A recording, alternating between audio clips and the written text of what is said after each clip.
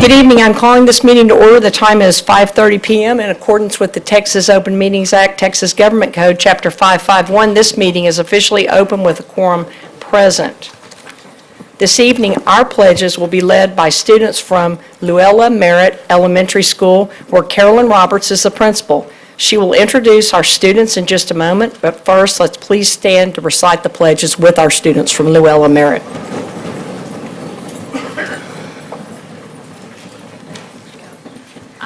Pledge allegiance to the flag of the United States of America and to the republic for which it stands, one nation, under God, indivisible, with liberty and justice for all. Now please join us for the Texas Pledge of Allegiance. Honor the Texas flag. I pledge allegiance to Texas, one state under God, one and indivisible.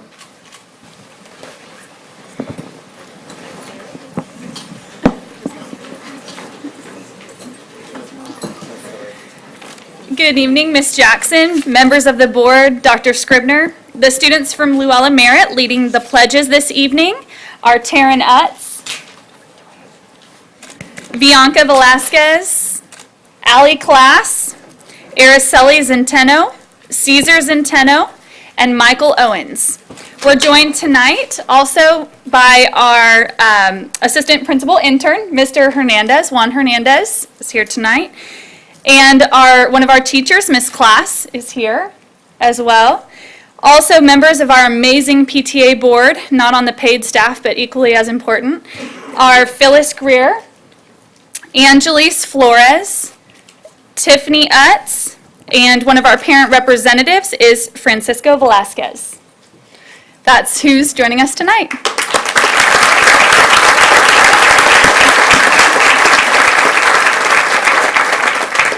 Thank you, Luella Merritt, and Ms. Roberts, you are still missed in East Fort Worth, but we hear you're doing a great job at Luella Merritt.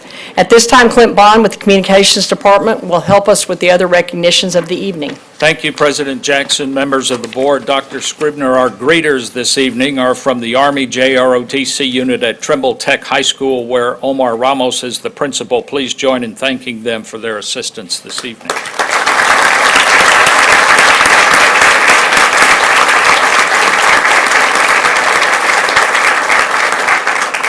The Pam Day Family Engagement Award is given once a year to an individual or group of individuals who are committed to helping our students, families, and community. This year, we have two recipients because it was impossible to choose between the two. This evening, we recognize the work of the Kiwanis Club of Westside Fort Worth. Chartered in 1947, this group is extremely active in and around the Western Hills Pyramid. Its current members consistently strive in their mission to develop resources and programs serving and transforming the lives of children, especially children of West Fort Worth. From purchasing uniforms to sponsoring key clubs at Western Hills High School and Benbrook Middle High School, no task appears to be too big or too small for this dedicated group. Some of the campus support they have provided includes recognizing students who exhibit outstanding community service and leadership with $1,000 at both Western Hills High School and Benbrook Middle High. Implementing a Joe Kelly Teacher Appreciation event where each faculty and staff member receives a goodie bag and at least a $50 gift card. Purchasing a washer and dryer to assist students in need at Western Hills Elementary. Implementing a Bring Up Grades or BUGS program to recognize Western Hills Elementary students for academic achievement, and implementing a free clothes closet at Western Hills Elementary for both children and adults. When asked to sum up what the Kiwanis Club of Westside Fort Worth means to her campus, Western Hills Elementary Assistant Principal Valerie Barron said, "We are grateful for their kindness and their generosity. It is amazing to see students' faces light up when they receive a certificate for bringing up their grades." The Family Communications Department is honored to present the Kiwanis Club of Westside Fort Worth with the Pamela Day Award for Family Engagement for your support, generous commitment of time, and inspiration to the families of Fort Worth ISD.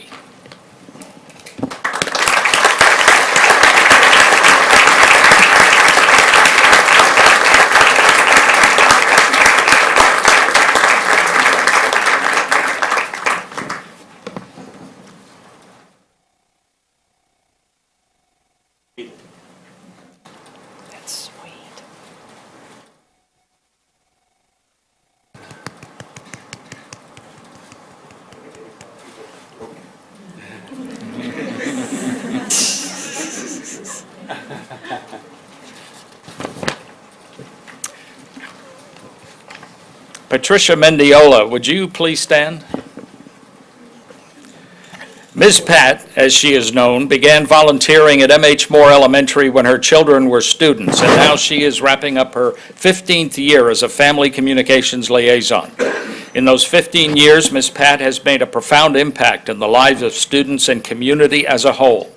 Whether she is organizing fun and informative events for families, keeping her 3 bulletin boards up to date with campus, district, and community information and resources, hosting parent liaison meetings, or going out of her way to help a new liaison learn the ropes, or offering her assistance in another liaison's events, you can always count on Miss Pat.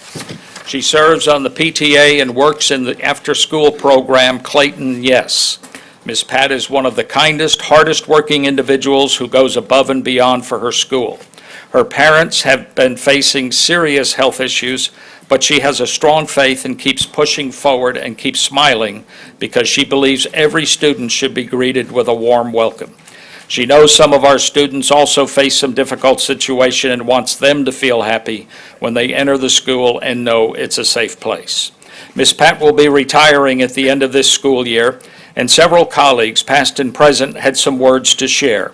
Principal Yoder quotes Mark Twain saying, "Kindness is a language the blind can see and the deaf can hear." Thank you, Ms. Pat, she says, for exemplifying this every day.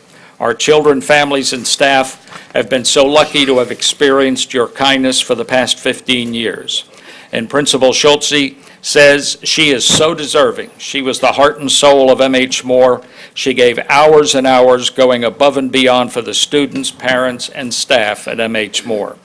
Michael Britton from Clayton Yes says, "We express our sincerest gratitude to her for all her uncommon contributions to realizing the educational programmers and development of our program." Thank you, Ms. Pat, for your 15 years of service and all that you have done for our students and families.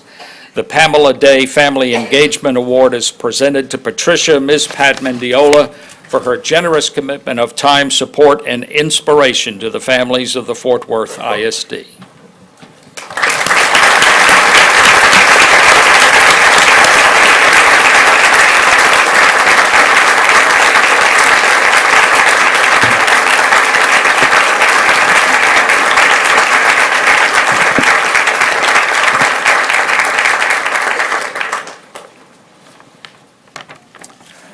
Next, we honor those career and technical education students who advanced to national competition.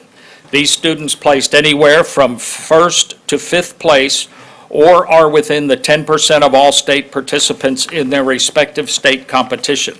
Ladies and gentlemen, if you would hold your applause until I conclude each school, I think we can move through this a little quicker. These students, the following students are from Trimble Tech, and they participated in the Family, Career, and Community Leaders of America competition, and they're moving on to the National Leadership Conference in Atlanta, Georgia. Jennifer Hernandez, if students would please stand. Adrian Ornelas, Raven Barnaba, Alexandra Gonzalez, and Miriam Perez. Some additional students from Trimble Tech High School are moving on to Skills USA competition at the National Leadership and Skills Conference in Louisville. They are Guillermo Lazama, Brianna Barnaba, and Mario Ferrara.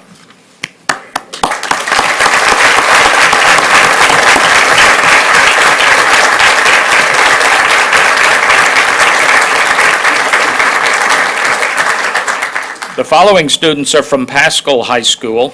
They competed in the Future Business Leaders of America, and they're moving on to their National Leadership Conference in Baltimore, Maryland. Margaret Hurst, Brandon Myers, Cameron Jaco, Jordan Piper, Christopher Wood, Janet Ruiz, Jocelyn Montez, Taha Sharaf, and Day O.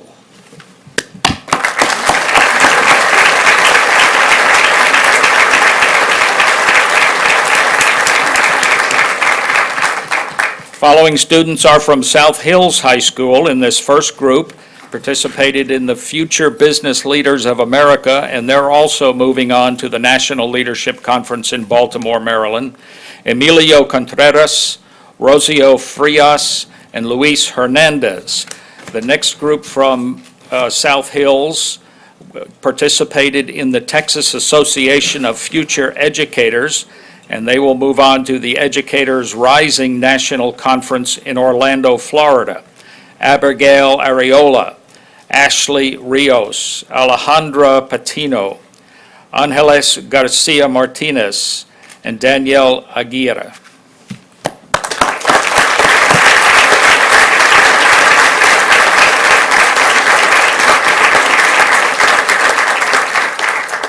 Next group is from the Texas Academy of Biomedical Sciences, who competed in the Health Occupation Students of America.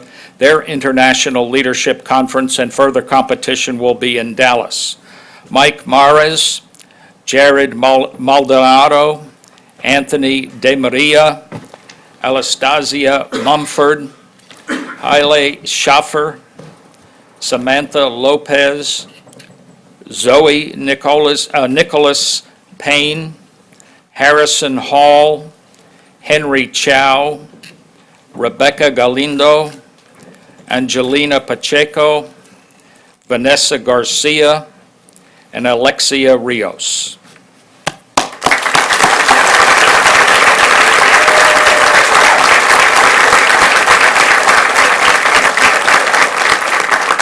Our last group of students in the CTE recognition is from Southwest High School. They also participated in the Skills USA competition and will be going to further competition in Louisville, Kentucky.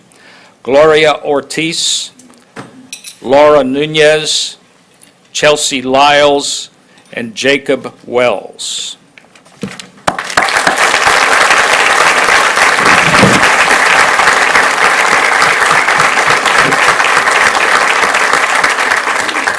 If we have any of our CTE teachers with us this evening, would they please stand or raise a hand so we might recognize them?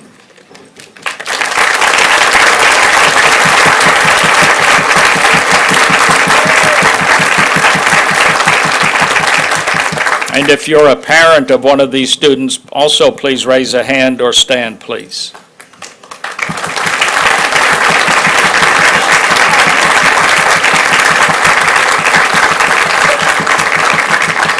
And the director of CTE is David Sines. I know I saw him somewhere.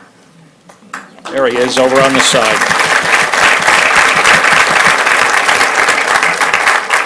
Every year we take a few moments to acknowledge the accomplishments of our student athletes both on and off the field.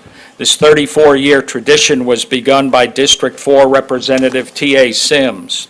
Tonight we are introducing the high school scholar athletes. Students are chosen on the basis of their grade point average and their athletic achievement, with an emphasis on the GPA. Students, please stand as I call your name. Ladies and gentlemen, if you would hold your applause until each school is completed. There's only 2 athletes for each school. For Carter Riverside, Yahada Rosales, 4.24 GPA, participated in cross-country and track, and Clemente de Hoyos, 4.49 GPA, baseball.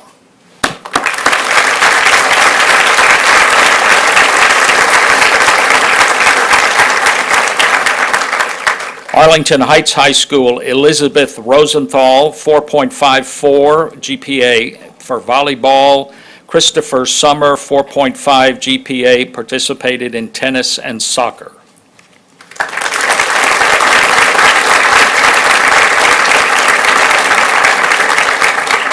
South Hills High School, Angela Lopez, 4.29 GPA, cross-country and track, and Ivan Lopez, 3.99 GPA, baseball.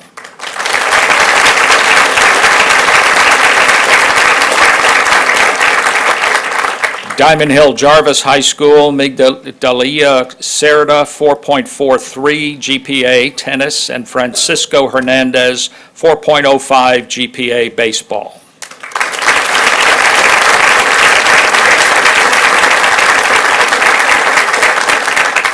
Dunbar High School, Desanay Jones, 3.8 GPA, softball and volleyball manager, and Laurent Shumbusha, 4.24 GPA, soccer.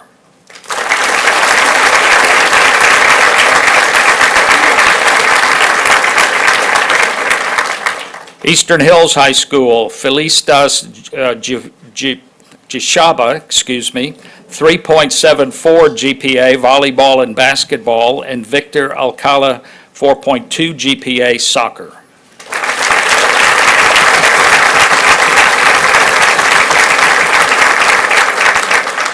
Northside High School, Eva Cruz, 4.52 GPA, cross country and track, and Danny Ramos, 4.21 GPA, football.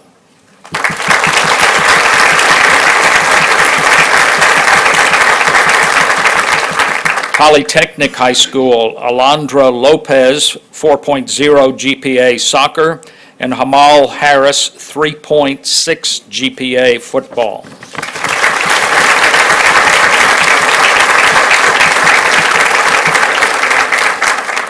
Pascal High School, Molly O'Neill, 4.73 GPA, tennis, and Jeffrey Hinson, 4.67 GPA, tennis.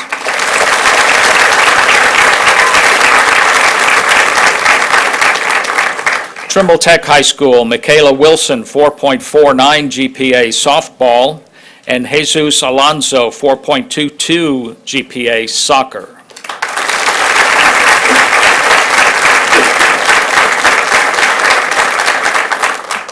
Just a tease, we'll come back to Michaela in just a moment. Southwest High School, Anna Duke, 4.32 GPA, softball, and Michael Underwood, 4.27 GPA, basketball.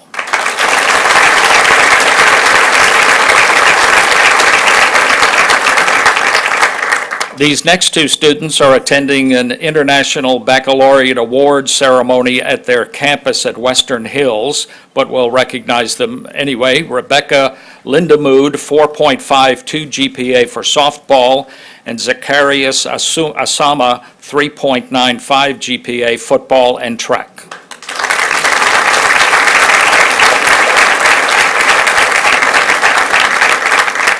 O.D. Wyatt High School, Brittany Darden, 4.12 GPA for tennis, and Michael Franklin, 4.2 GPA, football and track.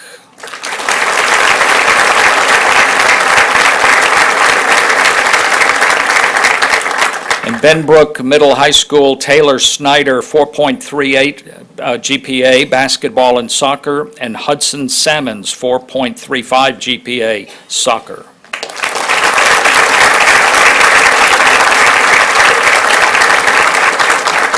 And our two single-gender academies, YWLA Maria Ramirez, 4.35 GPA, basketball, and YMLA Kirk Preston, 4.5 GPA, football and track.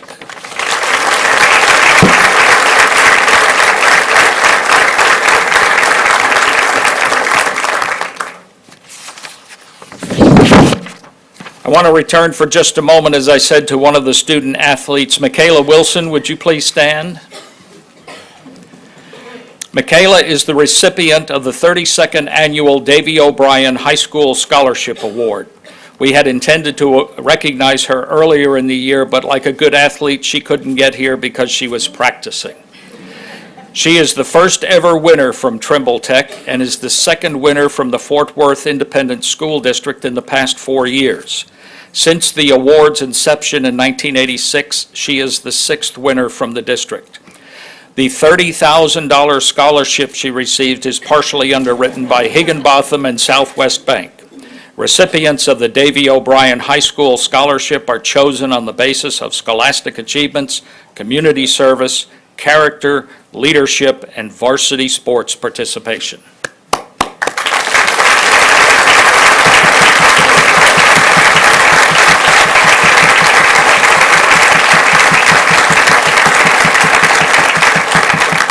This concludes our high school scholar athlete introductions. Would all the high school coaches present please stand or raise a hand so we can recognize your efforts?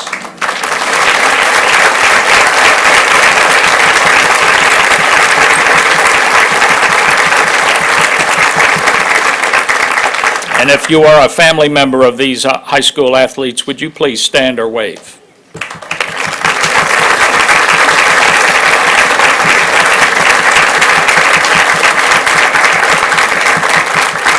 And the Director of Athletics is Lisa Langston, Dr. Lisa Langston. Do I see her? There she is. This evening, we are recognizing the District Teachers of the Year. There are 10 finalists who were honored last Thursday evening at a dinner hosted by Central Market at the Modern Art Museum. Many of those finalists are here. And I ask that they please stand as I call your name, and we will applaud them at the conclusion of the secondary and the elementary readings. So the 2018 Secondary District Teacher of the Year finalists are, and sorry, but the first two are not here, Megan No, 8th grade science and biology at W.P. McLean Middle School, Zachary Reimer, social studies at Poly High School, Orion Smith, Social Studies at Arlington Heights High School, Samuel Wilson, History at Southwest High School, and Alexandra Cheka teaches 7th grade English at the Applied Learning Academy.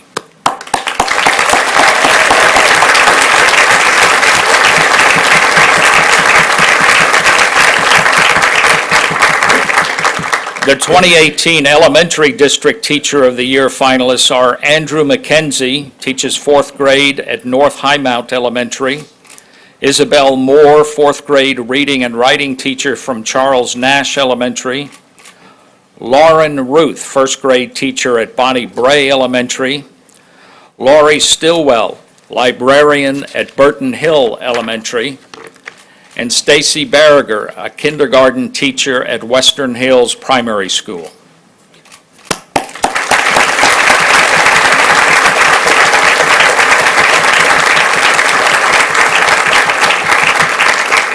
The 2018 Secondary District Teacher of the Year is Alexandra Cheka from Applied Learning Academy.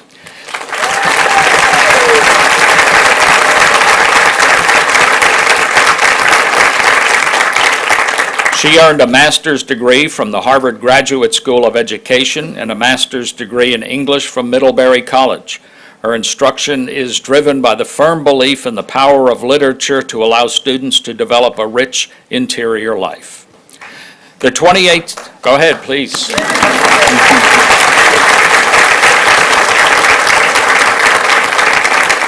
The 2018 Elementary Teacher of the Year is Stacy Barringer from Western Hills Primary.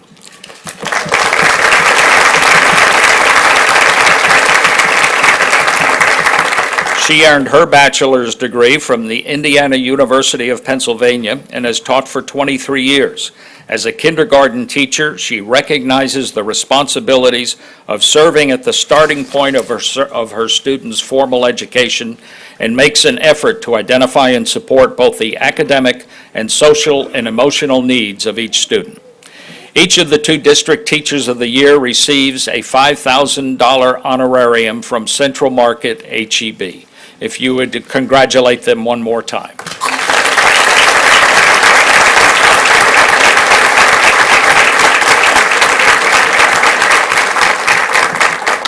And our final recognition, Mr. Ernest Colvin, would you please stand?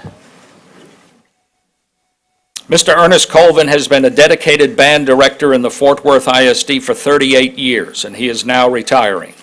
Mr. Colvin has instilled in hundreds of students the personal and professional growth that can be achieved through music. He believes that student-teacher trust is the basis for his success and preaches that the vigorous study of music actually breaks down barriers. He says that music often reaches the students who are struggling with their own academic studies. Ernest's work began here in Fort Worth in 1980 at William James Middle School. From 1983 to 2001, he taught at Northside High School.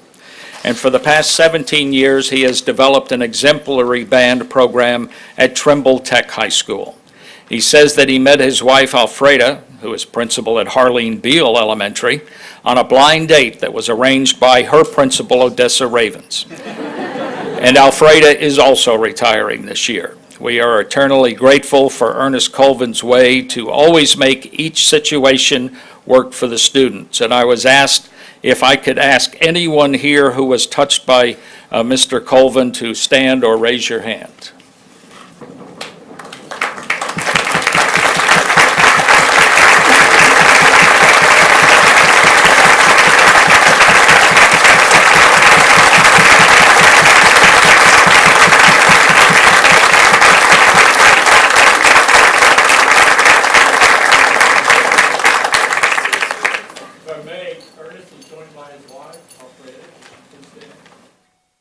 And his two sisters from Alabama, and brother-in-law.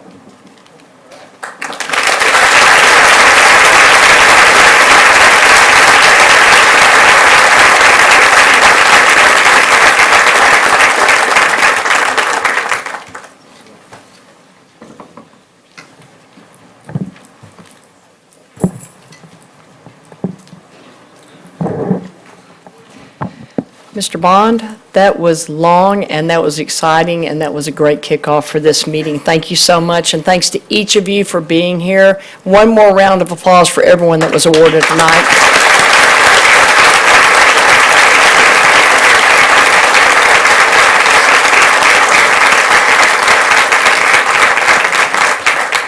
And on that positive energy, that will conclude our scheduled recognitions. We're going to take a 5-minute recess so our guests may depart if they choose to, and also so people can take pictures. Thank you.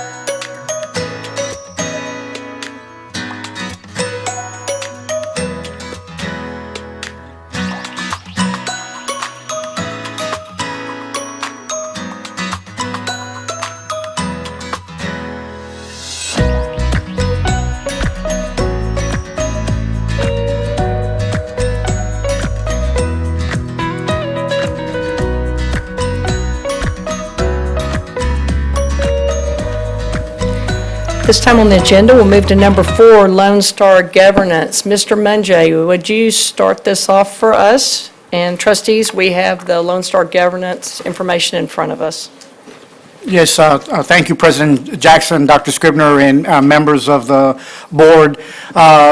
This evening, what I would like to recap for the board and as well as those watching on TV and in the audience here is the recent work that the board accomplished on May 15th at the board workshop around Lone Star Governance.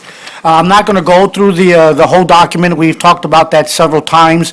But if you will flip to the sixth page, the one that has page 45 on the top right-hand corner, I will start with the last 4 pages, since that's the new work that the board worked on this past Tuesday.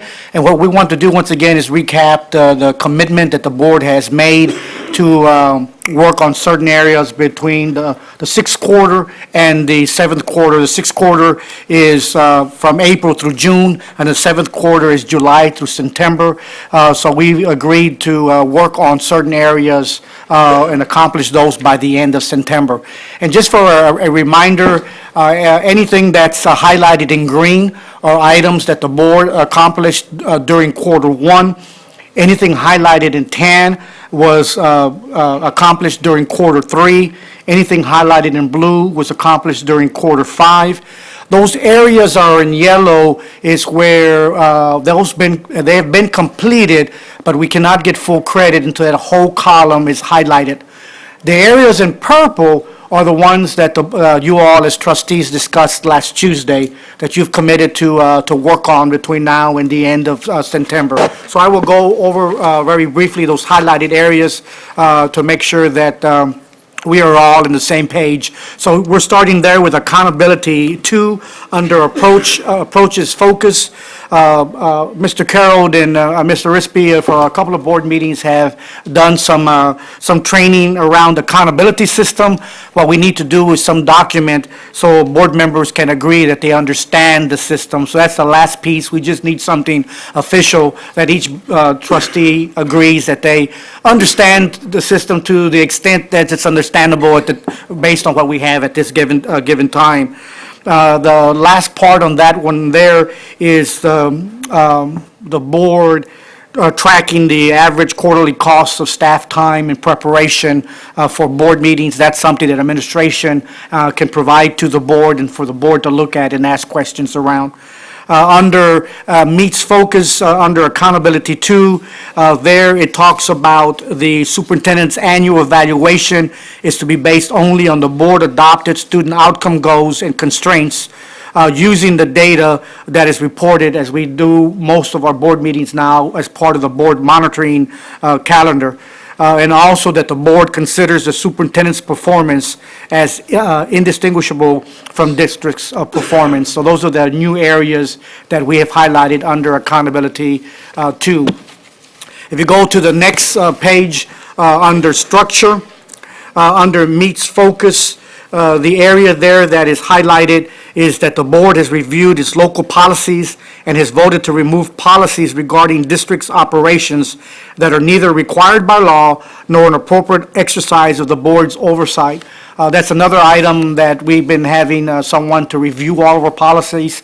That's a big undertaking. We probably will have to have a board workshop or 2 at one point after the budget is approved and the like for us to move. We have to move out a lot of language in our policies that are operational, that really should be elsewhere, either in regulations or in appropriate manuals, but it's not appropriate in board policies to have a lot of directive operational types of things. So that's another thing that we've committed to work on between now and then the end of September. Under advocacy on the next page, there are a number of areas there that are highlighted. Under begin focus, it talks about the board has a two-way communication system in place. One is to hear the vision and values of the students, and another one is to hear the visions and values of families, staff, and community members. I believe the trustees talked about perhaps early in the school year having at least planning an initial one and having a few others where 2 or 3 trustees will come together to have a dialogue with students and the community around their vision. The next area is one, I know there's one that's being planned May 30th, I believe, and this is where trustees host a committee meeting to discuss progress towards student outcome goals at each feeder pattern with low-performing campuses during the previous 12 months. We actually have 4 of our feeder patterns that will need to work on doing an event such as this. And I know there is one coming up that later Ms. Moss may want to talk about, but I know there is one plan that would be part, at least the starting point for that area there. Also, under Meets Focus, we also talked about earlier in the fall, and this is where some of these can be combined, where we hear the visions of students and the community can be combined with some training around what is Lone Star governance, and provide them a piece of that training, and it involves students. So really under Meets Focus, Master Focus, and Begins Focus, some of those can be combined under one meeting. It's just a matter of having an agenda that addresses each of those areas. And so that's what this whole area here under advocacy that the board has committed to working on. The last area is in the area of unity. This is where we either through a signed form or through an actual action item at an upcoming board meeting where the board each trustees affirms that they are abiding with these areas. The areas talks about once annually, the board affirms that it has reviewed all policies governing board operating procedures. We're in the process of that, about 2/3 of the way through, completed with that. The other one talks about the board has a template and has a signed statement in regards to the ethics and conflicts. That's, once again, it's just devising a form and having each trustee to sign that. The next two talk about that all trustees understand that if the board has committees, their role is only to advise the board, not to advise the staff. And all trustees understand that board officers' role is to advise the board and not to advise the staff. So once again, we can do a template, have the trustees sign that they understand that and that they're adhering to it, or we can do an action item, and we can talk further about how best to accomplish that. Under Meets Focus, it also talks about trustees agrees that they're responsible for the outcomes of all students, not just students in their region of the district. You all had a conversation in regards to that last Tuesday, had a deep conversation about the importance of that and moving closer towards that as well. Under Master's Focus, I know you'll currently have a certificate for the training that y'all received. Every 2 years, you have to be retrained, and I believe that's going to be scheduled sometime in August, so that will be accomplished once that training takes place. Then the second one there under Master's Focus, it says each quarter, the board unanimously agreed that all trustees adhere to all policies governing board operation procedures during the previous 3 months period. So once again, we need to either have an action item or a signed statement that trustees adhere to that. Then the last one, all trustees agree that none of the trustees have given operational advice or instructions to staff members. So that's a big piece of Lone Star governance, this collaborating together, but yet also at times staying within our lanes between administration and the Board of Trustees. So with that, I will turn it back over to President Jackson, or entertain any questions if needed. Any questions? Thank you, Mr. Mungie, and we're going to have you prepare a document to send out for the trustees, and then each one of us can be an expert in one of those areas. Okay. And take further responsibility there. And then we can talk about this at the next scheduled meeting for Lone Star Governance as well. That'll work. Thank you so much. bet. Ms. Moss, do you want to say anything about your meeting on the 30th? We could do it both.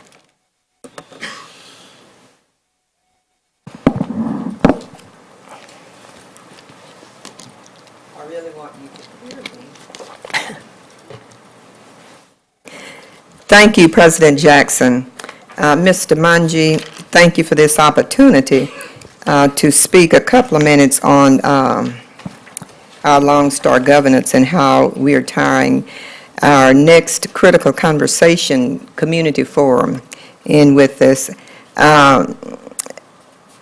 As board trustee for District 3, and this is for all districts, it's not just District 3, we will have a critical conversation forum on Wednesday, May 30th, 2018, from 6:30 p.m. through 8 o'clock p.m., and it will be at Paul Laurence Dunbar High School cafeteria, located 5700 Ramey Avenue, and that's in the district that I serve. We will address 4 topics: addressing the needs of our African American female students, Family Resource Center, preliminary STAR data, and board's work with Long Star governance. And that will be tied into our board governance workshops that we've been having here each board meeting. So we would like for you to attend and hear all of the good things that we are accomplishing as a board. And I know the board agreed to follow the project, the Long Star Governance Project. And so I think we are really accomplishing this goal. And if we continue to follow this project with Long Star Governance, we will be able to reach our goals. And the 3 goals that we are really focused on is our early literacy. The second one is secondary math.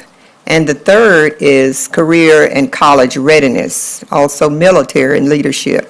But I think if we continue to be focused as a board, we will accomplish this. And it's for the students of Fort Worth ISD so that they can graduate and be successful and be whatever it is they want to be. Thank you, Mr. Manji. And again, it's on Wednesday, May 30th, 6:30 to 8 p.m., Paul Laurence Dunbar High School. Thank you, Trustee Moss. Thank you, Mr. Mungy. At this time, we'll move into public comment. Let me remind you that because of restrictions by the Texas Open Meetings Act, board members may not engage in a verbal exchange about a subject that has not been posted. We will listen and take notes, but the board is prohibited from responding to any inquiries made during a board meeting on any topic not posted on the agenda. However, the board may reply with 1, a statement of factual information given in response to the inquiry, 2, recitation of existing policy in response to the inquiry, or 3, direct the person to visit with staff about the issue. While the board listens to concerns of a general nature and issues of common and individual concern, the board will not hear complaints about specific individual employees or public officers during the public comment session. Speakers shall refrain from mentioning names of individual employees or public officers during their comments. Any employee, parent, or other member of the public is asked to comply with the appropriate grievance policy to have a complaint heard pursuant to the applicable board policy. In accordance with board policy BED local, speakers shall have a 3-minute time limit, and we ask that you please observe this rule. Furthermore, a speaker may not relinquish his or her time to another speaker. Delegations of 5 or more shall appoint one person to present their views before the board with the time not to exceed 5 minutes. First speaker is Mr. Stephen Poole. Second speaker is Mr. Joseph May.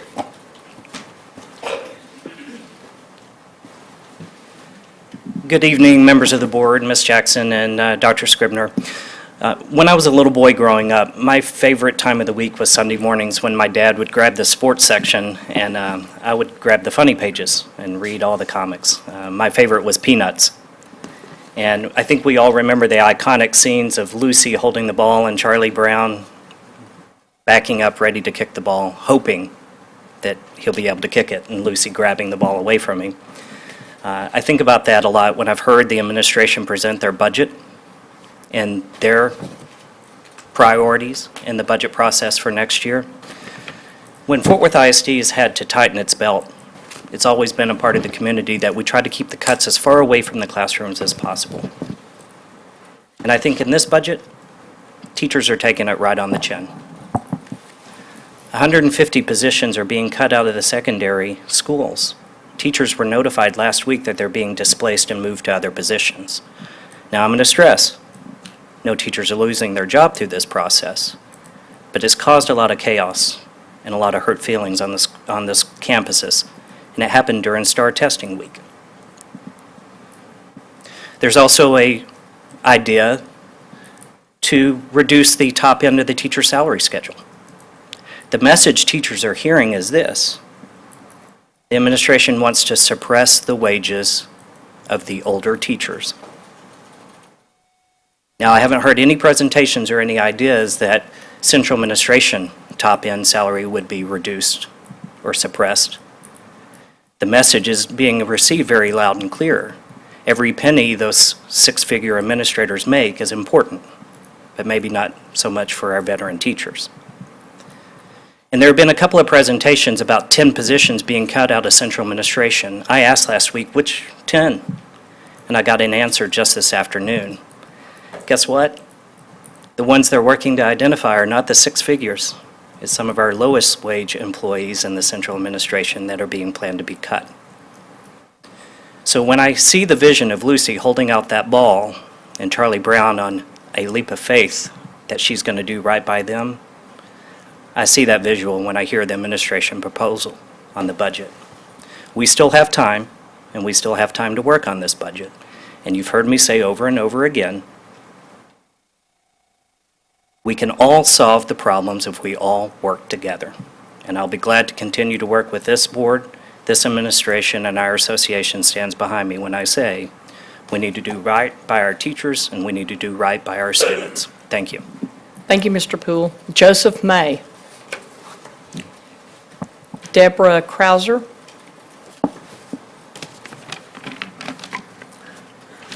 Thank you, Board, and specifically Ms. Paz for representing the district that I am in. Today, I'm surprisingly not here to talk about lack of funding because I have no earthly idea on the matter. I have scoured on the internet and your plan, or the plan regarding safety within the district. And I thoroughly believe we need to change from a form of response to a narrative rather of a preventative one. I'm here to implore you for more gun control within our system. And I stand here with many women who I assume or have grave concerns regarding the safety of all of our children. This board is a great board. I don't have any children, but I do play a significant role in the raising of my niece, Avery Hernandez, who attends Daggett Montessori, a public entity of yours. I know that this issue is never a frontal lobe issue until it affects one of our own kids, but it frightens me. And I know that there have been 220 total school shootings since Columbine in '99. But as of right now, we're averaging about one a month. And I don't see an end in sight because I don't see anything tangible. And I know that your power is limited, but the only thing in my remote power is that I come and I beg that you use and wield the power that you do have. It is not the followers who make measurable, lasting impressions on society, but rather the brave and courageous leaders willing to put their soul on the line in accordance with our voting record. This is the 5th largest district in the state and the 2nd most populated state in the United States. It proves difficult to endorse our city's superiority when it comes to business development, education, and further on, when I don't know if my niece is going to come home one day or not. Let not an honest man nor woman blink on this matter, for the consequences of doing nothing will render more headstones. Headstones with the names of our and my beloved engraved with the words taken in too soon. I implore you, be a beacon of hope to the cities who have been in and are going to be in mourning. I've spoken with my fellow friends who are teachers, and they're just as terrified as I am. In reality, I'm just hoping for an ounce of compassion I can see take form of legislation. Draft a public statement, declare that we value our kids more than our guns. Time, please. Thank you, Mr. May. Deborah Krauser. Next will be Ed Wagoner. Thank you. I'm withdrawing my name at this time. Thank you. Withdrawing her name. Trustees, I don't know how many people do this in a row, but thank you for the opportunity to speak. I'm going to save you time by not speaking. Thank you. Thank you, Mr. Wagner. Mr. Michael Stewart.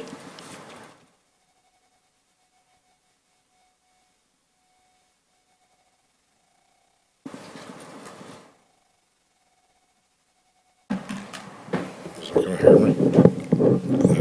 Can y'all hear me? Thank you, Ms. Jackson, Dr. Scribner, members of the board. I'm a 77 graduate of Eastern Hills High School. Most of you know the story about how I became involved fighting for the kids that I love on the east side of Fort Worth. We don't have a PTA and we don't have a booster support.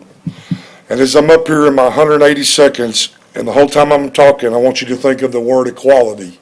Equality, equality. Yesterday, I was looking at the board agenda and seeing what was being voted on. And I saw where there was this, where on the agenda was being asked for $900,000 for AstroTurf. And I couldn't believe it. And I had to come in here and talk tonight. And I got 120 seconds left, so I'm going to make this quick. The strategic goal on there, it said, was to improve operational effectiveness and efficiency. This is a waste of ink, right along with the advantages of the turf versus the natural grass. I mean, I really can't believe what I saw.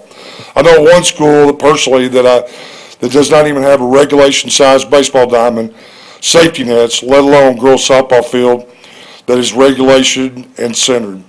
The pitcher's mound is off, and the drainage on third baseline is a safety hazard. I've been asking about this for 3 years, and I've still not gotten a straight answer.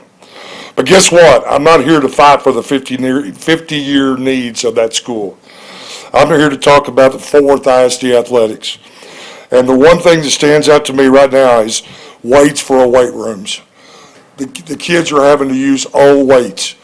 And I know the middle schools will welcome the idea of sharing the weights that the high schools have with the money that would be used for the new weights involved. The middle schoolers need to learn how to use weights before they get to the next level. I know the high schools of Fort Worth would love to be up to 2018 standards. I've been all over the area. I heard the CFO 2 weeks ago talking about why y'all were losing kids. Part of it is because they're going up to the suburbs and to Arlington and wherever else. There's no reason for them to stay. We don't have anything to show them. I won't act as if I understand the funding sources of these projects with all the different sources, but I know $900K of turf at this site that's not even property of Fort Worth ISD is a travesty. It says you have 3 ways to vote. I would hope you vote no and reallocate that money to thousands of kids versus a select few. Equality. Thank you. Thank you, Mr. Stewart. Heather Leaf.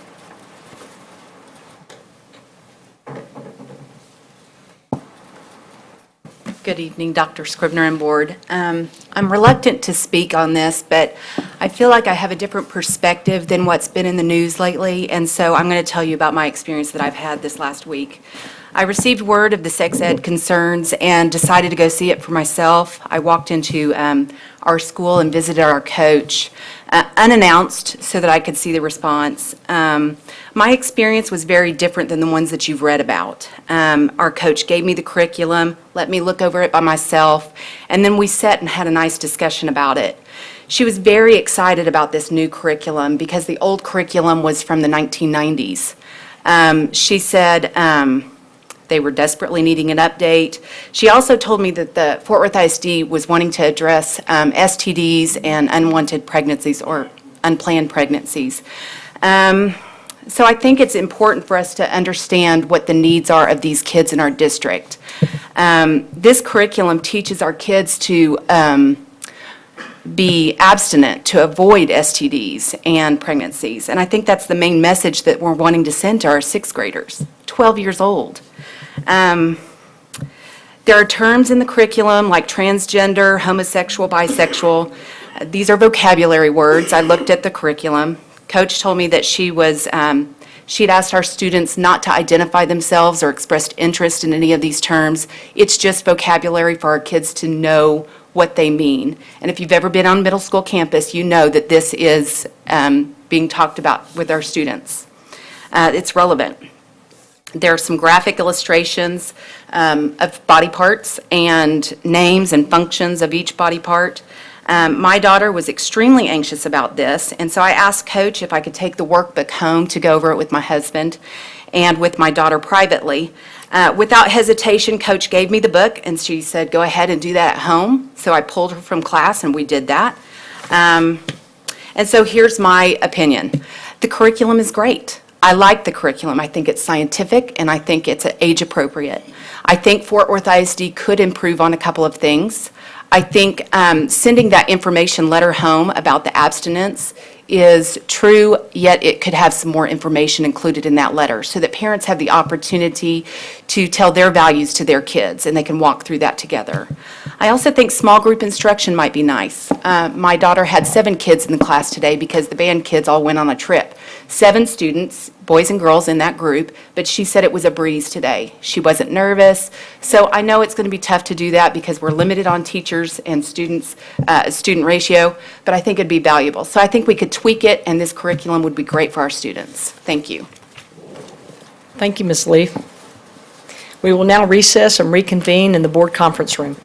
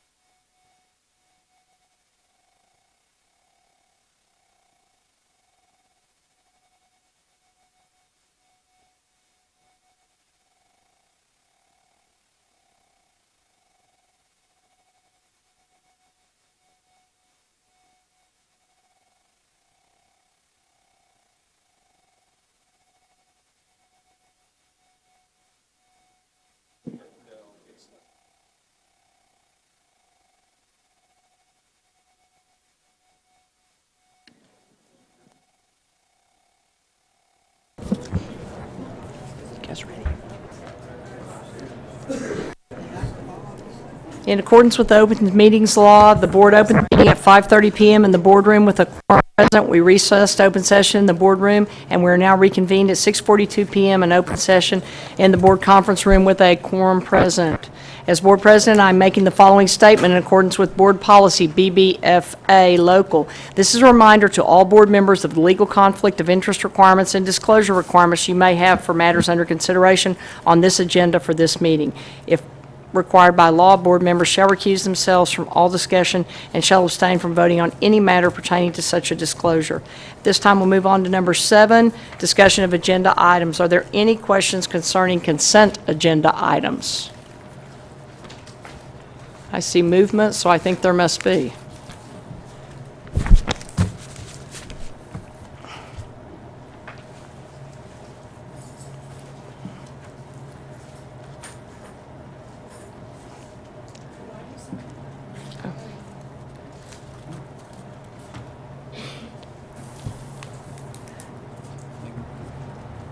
This will conclude the discussion of consent agenda items. We'll now recess and reconvene here in our board conference room for executive session.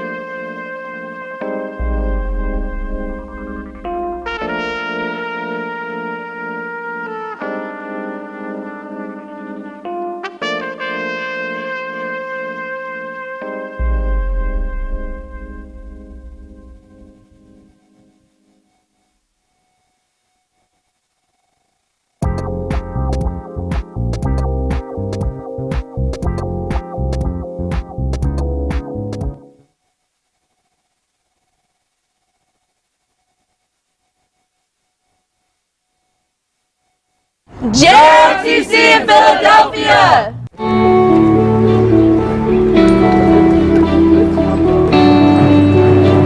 In the American Revolution, there was the militia, there was the redcoats, there were French, there were also Native Americans, there was also slaves that were more a part of our revolution than just what is put in the textbooks. July 4, 1776, Congress issues the Declaration of Independence.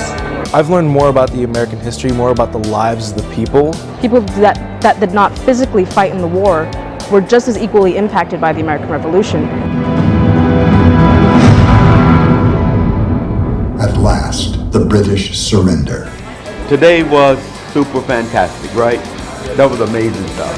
You kind of opened your eyes to a lot of things. The entire day did. I know I got to come back. There's so much that I didn't know about the American Revolution, and there's so much more to learn. We, the people of the United States, in order to form a more perfect union. Now, during the Constitutional Convention, there was a lot of discussion about the executive branch. I really think it's a good idea to learn from history because you can learn from the past. First thing Congress did in 1789 while they're meeting in New York City is to craft 12 articles. It was kind of hard to believe that you were actually sitting in the building. Like you didn't think it was real, but you were literally sitting in the seats where they just made all these big decisions out of nowhere that started our country.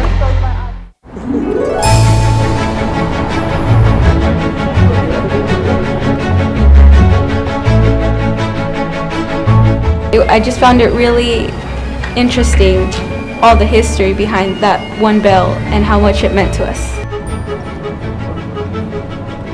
7 words that really describe today is America, rights, life, freedom, pursuit, happiness, and unified.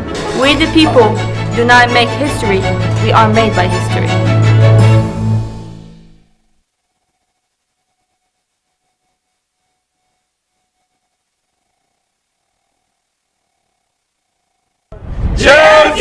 Valley Forge!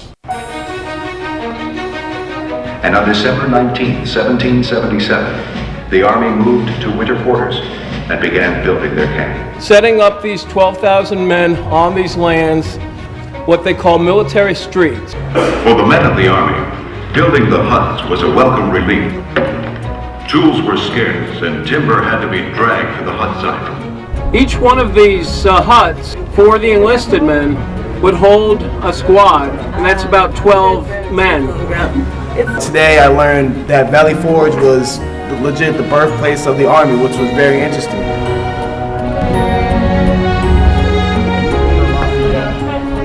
The experience for me visiting Valley Forge it gave me a sense of patriotism and pride for my country. He rents this out. It was actually a business residence that he rents out for about 6 months.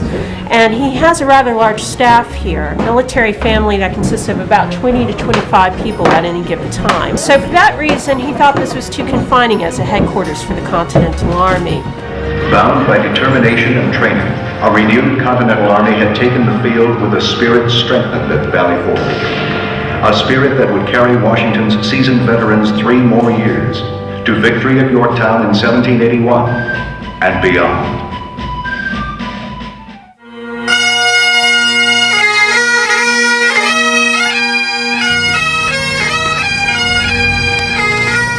There are 4 military junior colleges in the nation, you might have heard.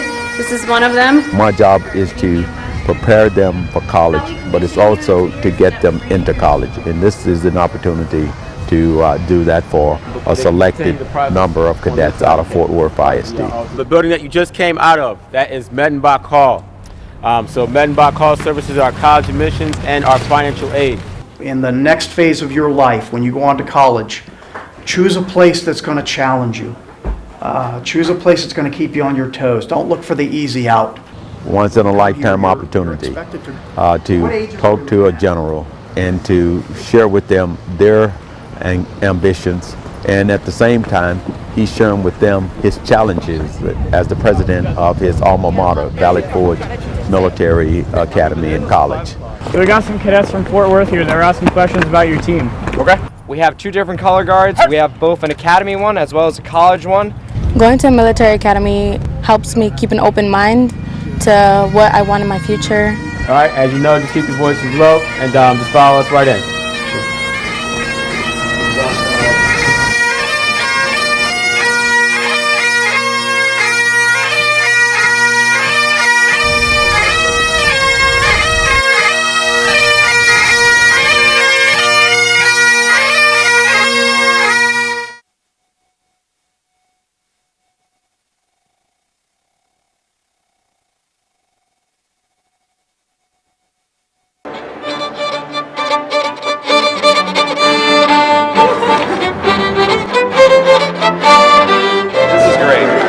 Welcome to the 2018 Fort Worth ISD District Teacher of the Year Awards dinner. And tonight we honor you, the 2018 District Teacher of the Year finalist. Thank you for setting the standard of excellence and believing that you can make a difference in a child's life. I also would love to gratefully acknowledge the generosity of HEB Central Market for underwriting not only the District Teacher of the Year Awards dinner, but also the $5,000 honorarium. Thank you so much for inviting me back. It's also really nice to not have to work as much, if I'm honest, because we have Jacob here tonight.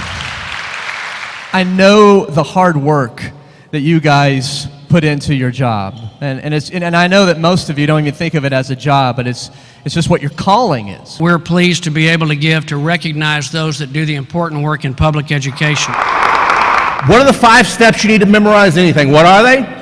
Focus, file, picture, action, review. The 2018 Elementary District Teacher of the Year is Stacy Behringer from Western Hills Primary.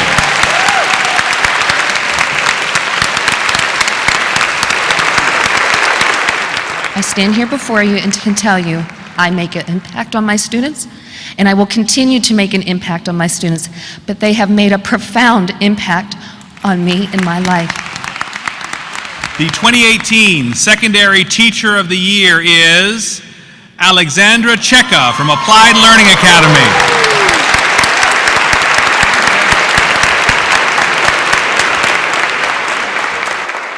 To be a teacher in this school district is to be the luckiest person in the world, because the kids that we have in Fort Worth, they make me proud. They should make all of us proud. Congratulations to all of our finalists. Thank you very much. Have a great evening.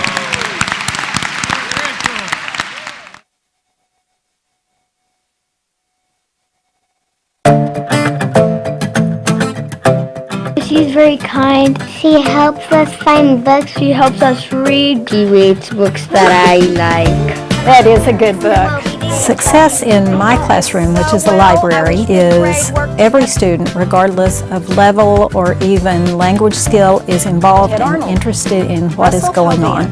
Kids come in and check out while I'm doing lessons, and lessons are either reading out loud or doing research skills with older students. I love being a school librarian because I get to influence these children. I take a lot of interest in them and I talk to them. Their lives are interesting to me. I don't talk down to them. Awesome. I do things that are fun. I get to expand their horizons, and that is a lifetime thing.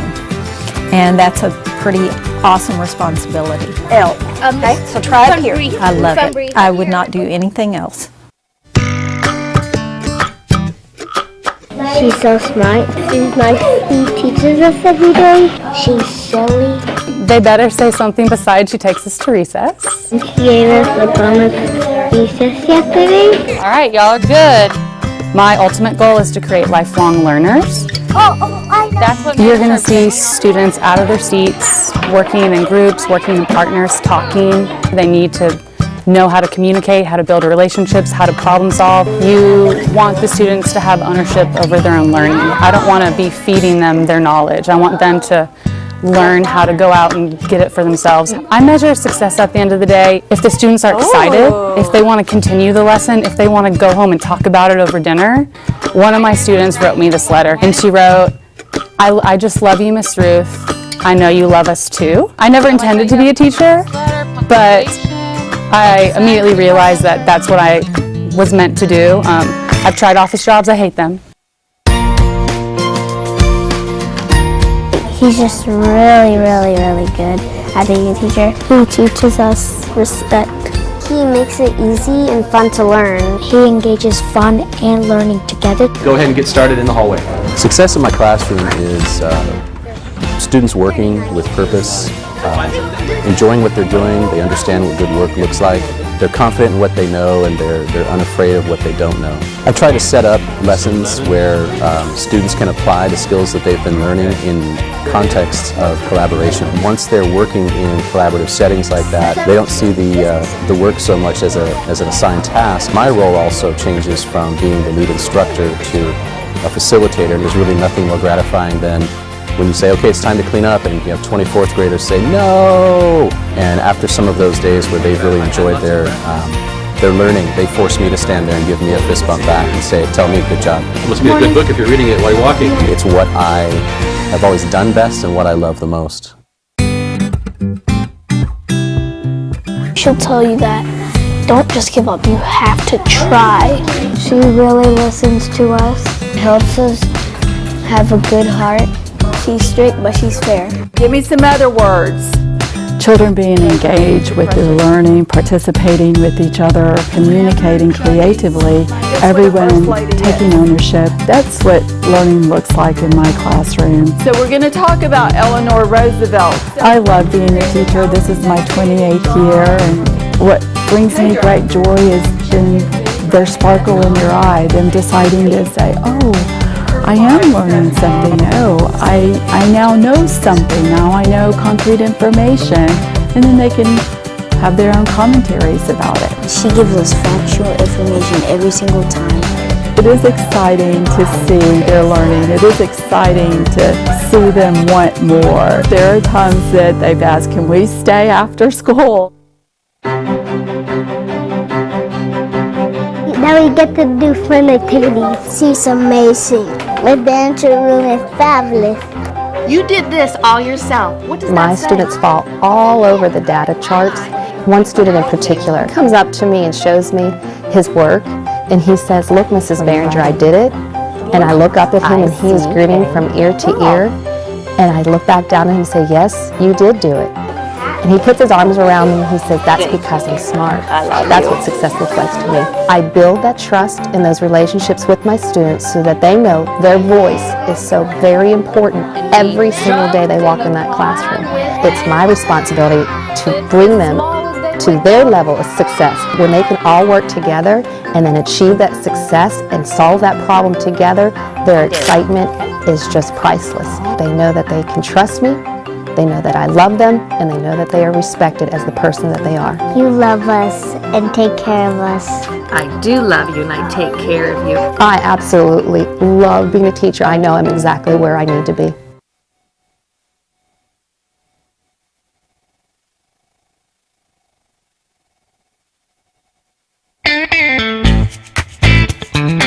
He's one of the best teachers I've ever had. I know that he's dedicated to his job. You can just see how much he loves his job. He's just a good teacher. He jazzes it up. This is the business cycle stance. Success in an ideal day for a teacher is not actually even that everything is going swimmingly. Peak, recession, trough. It's a collection of good moments.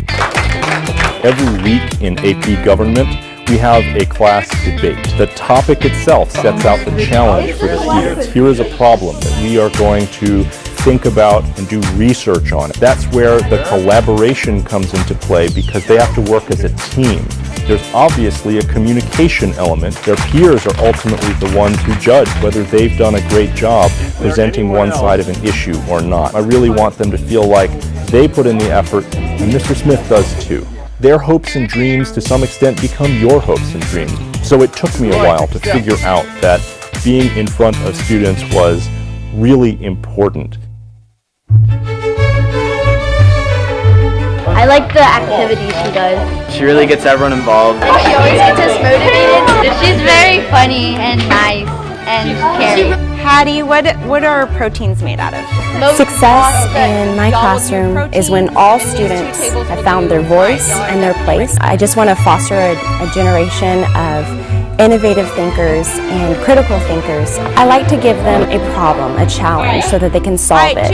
And sometimes at first when they look at that challenge, it seems daunting because they're like, we're just kids. When they can go from the mindset of this is hard to I love this, that resilience carries them so far. So is that positive or negative? I know that I've had a successful day when my students come back to me and they bring up different labs that we've done and different activities, and they tell me that they want to be a scientist. The sky is the limit for my students. To hear that they're getting into these amazing schools, I'm just in awe. I'm so proud of them. I really love teaching.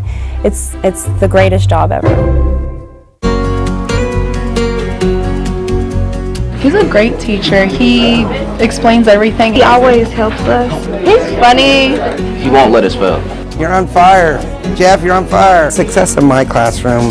You want to post it to look through? Anytime that my students and I, when we leave the classroom, we have both learned from each other.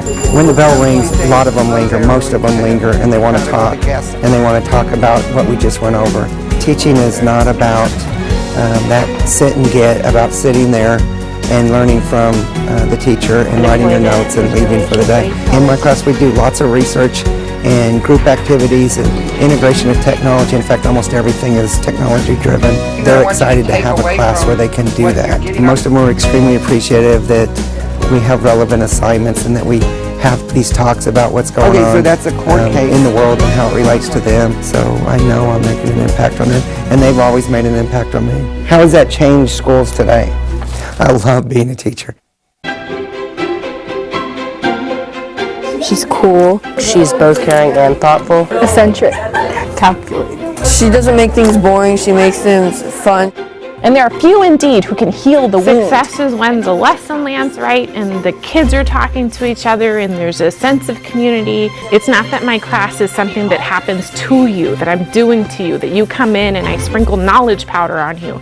It's that you and I together and your classmates, we form a community and we create meaning together. When students are genuinely, authentically collaborating together, it's beautiful. So when I look back over the day, I think how many kids that walked through my classroom today had that feeling of, yes, got it, I understand it.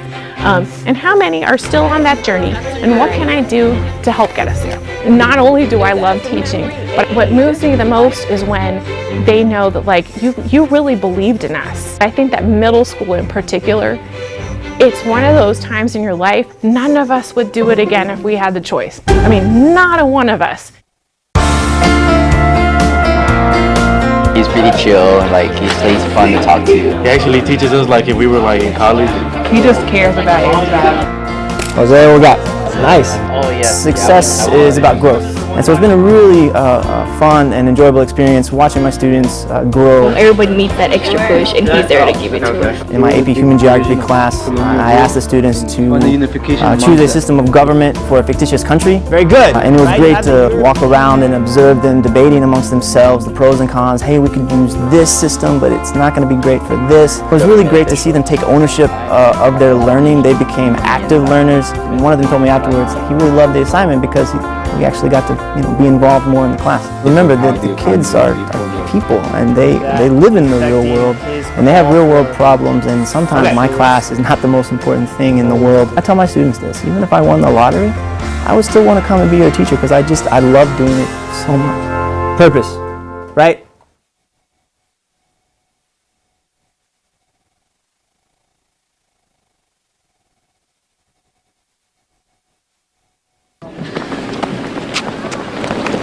Ready? Okay, get set.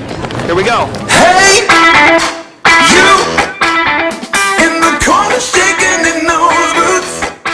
You know what to do. You got the shaking vibe, but the feel won't do. We always say that we have unspeakable joy. So let our feet do all the talking when our words fall short.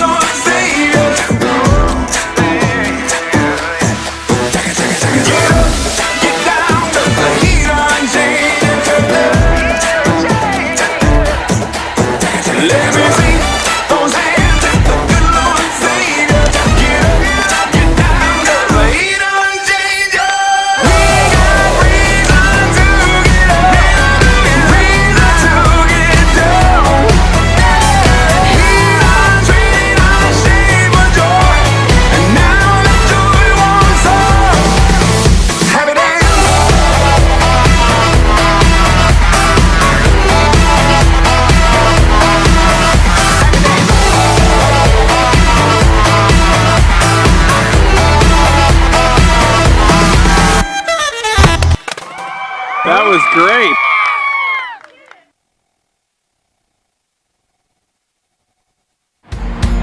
Take a quick tour. So we're going to see the showrooms, service drive, service department. I'll show you our service shop. You park this car outside, and depending on what kind of lights you're on, this thing may look green, it may look purple, it may look red, it may look black. It all depends on how the light is. A lot of the high schools have gotten away from technical programs, and it's good to see now, especially with Fort Worth ISD reinvesting in it. You are not allowed to weld a quarter panel on. So all those are riveted on, bonded, and glued. So pretty important to know if you're going to work on that car, right? It helps me to see like how the people work, how everything runs here. Everything looks like it runs really smooth. I started freshman year here at Trimble Tech. I got into the class, and from there I enjoyed it very much. A technician can get into that RO, and it tells him exactly what he needs to pull out of this cabinet.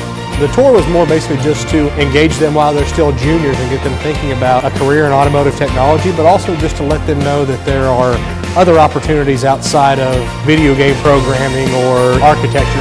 There's jobs that they can get into now that are available now that will provide for their family long term.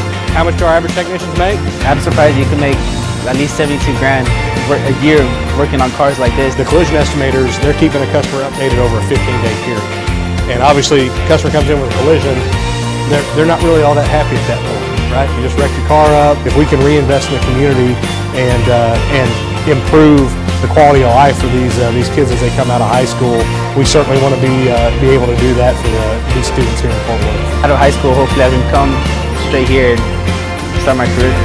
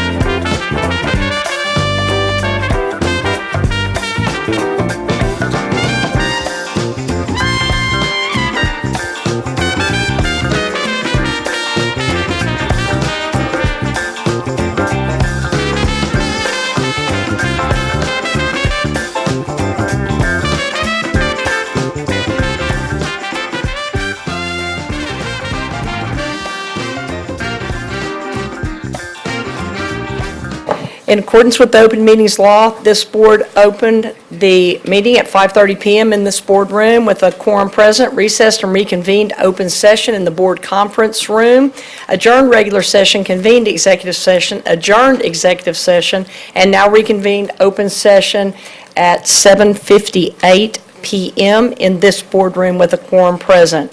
At this time, we are on number 12 of our agenda. Do I have a motion accepting consent agenda items? Moved by Dr. Sutherland, seconded by Dr. Sims. Any discussions on consent agenda items? Hearing and seeing none, please move to voting. And the consent agenda passes unanimously. Moving to action items, 13B, personnel. Ms. Moss, do I have a motion on the appointment of associate principal? Yes. I move to approve the appointment of associate principal as discussed in closed session. Moved by Trustee Moss, seconded by Trustee Jackson. Any discussion? Dr. Sutherland. I just want to make it clear that I oppose having two APs and a principal in a school that has fewer than 200 students, especially when we are shorting our active teacher force by 170 some odd teachers. Thank you. Thank you, Dr. Sutherland. Please move to voting.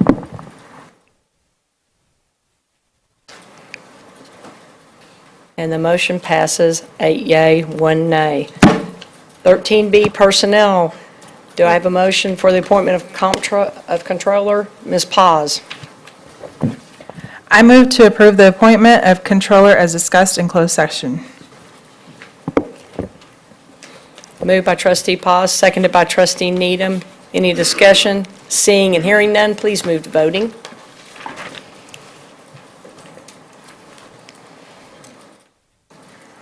And the motion passes unanimously. Moving on to 14, action agenda items. Let me introduce Oh, I'm sorry. That's You okay. do need to introduce them. Thank you very much, President Jackson, members of the board, and we are excited to introduce our new members of our leadership team, and with that, I will turn it over to Dr. Cherie Washington.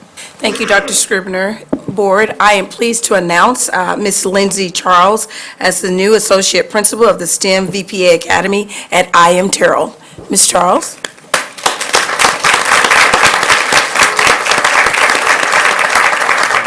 Would you like to have your family stand and introduce them, please?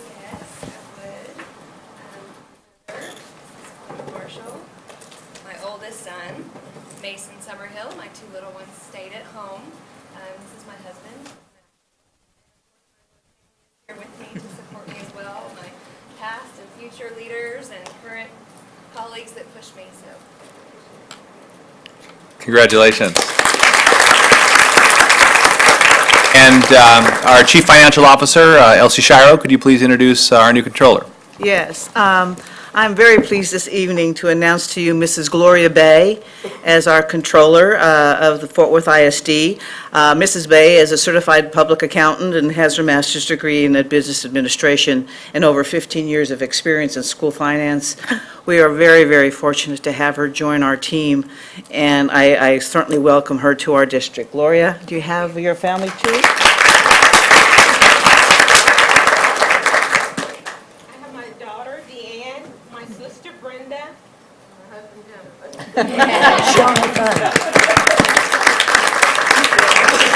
Thank you. Okay, we are now moving on to 14 action items, and I'm so sorry, Ms. Charles. I'm so sorry, Ms. Bay, for jumping ahead. 14D, approve the change of scope for TEA 071 Benbrook Middle High School baseball and softball fields from natural turf to synthetic turf in the 2017 Capital Improvement Program. Do I have a motion? Moved by Trustee Robbins. Do I have a second? Seconded by Trustee Ramos. Any discussion?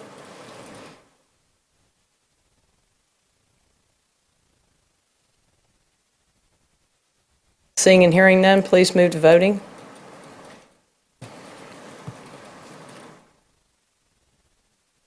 And the motion fails 5-4. Oh, 6-3, I'm so sorry.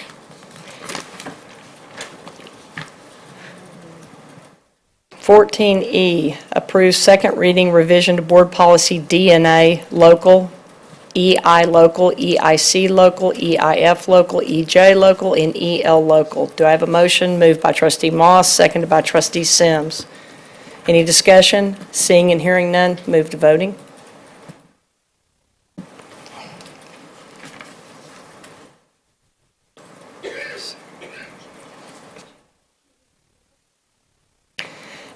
And the motion passes unanimously. 14F, approve second reading revision to board policy DC local. Do I have a motion? And we'll wait for the computer to catch up. Moved by trustee Moss, seconded by trustee Needham. Any discussion? Seeing and hearing none, please move to voting. Excuse Oh, me. Ms. Paz? Thank you. I know we had a conversation about this last time. Can we, I'd like to just have the changes read aloud. Just- On the DC local? Yes.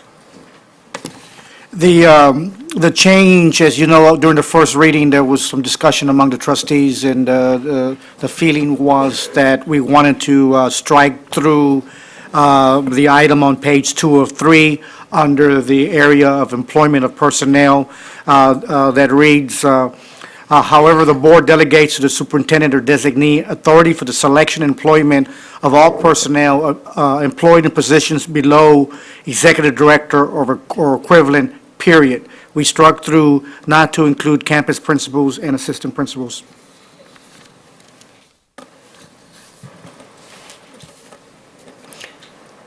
Dr. Sutherland?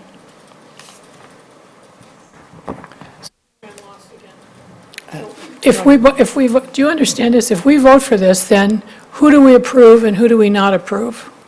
You would approve all positions below executive,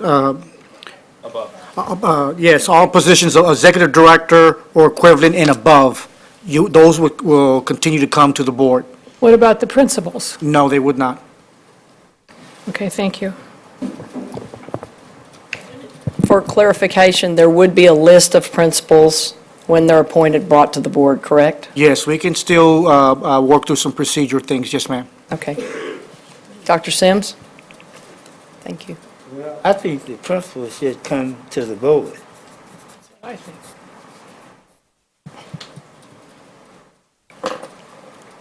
Okay, we're voting on 14F. Already took a vote? Did he take a vote? I'm sorry? I can't, oh, I can't see. Oh, I can't. Can we clear, they're still wanting to speak. Ms. Moss?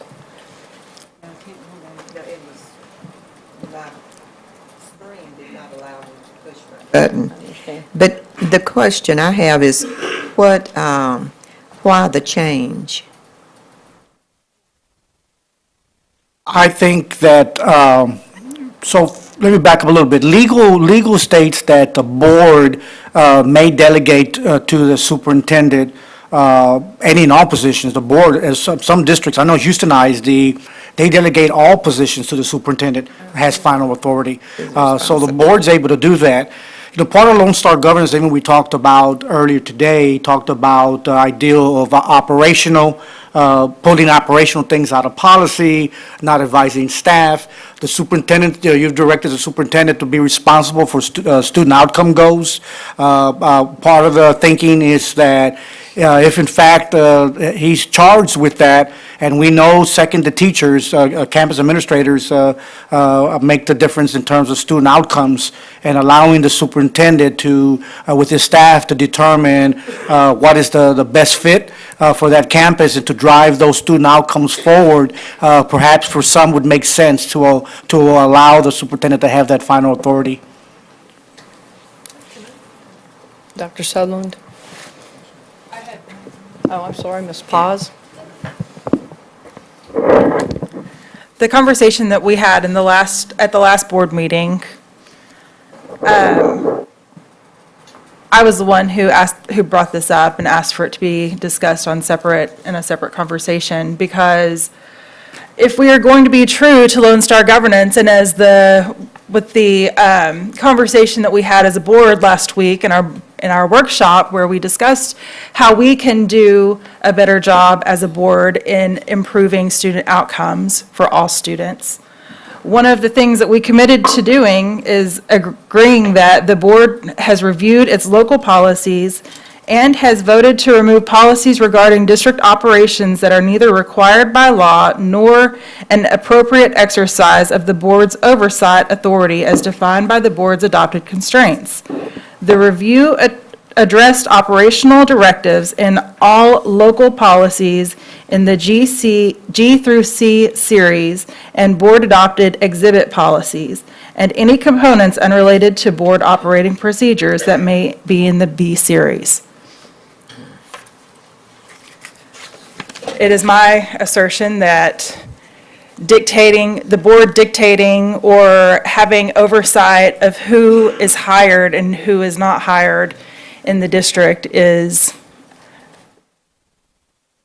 an overstep into management of the district. Okay, my turn. It's true. I came first. Go ahead. Yeah.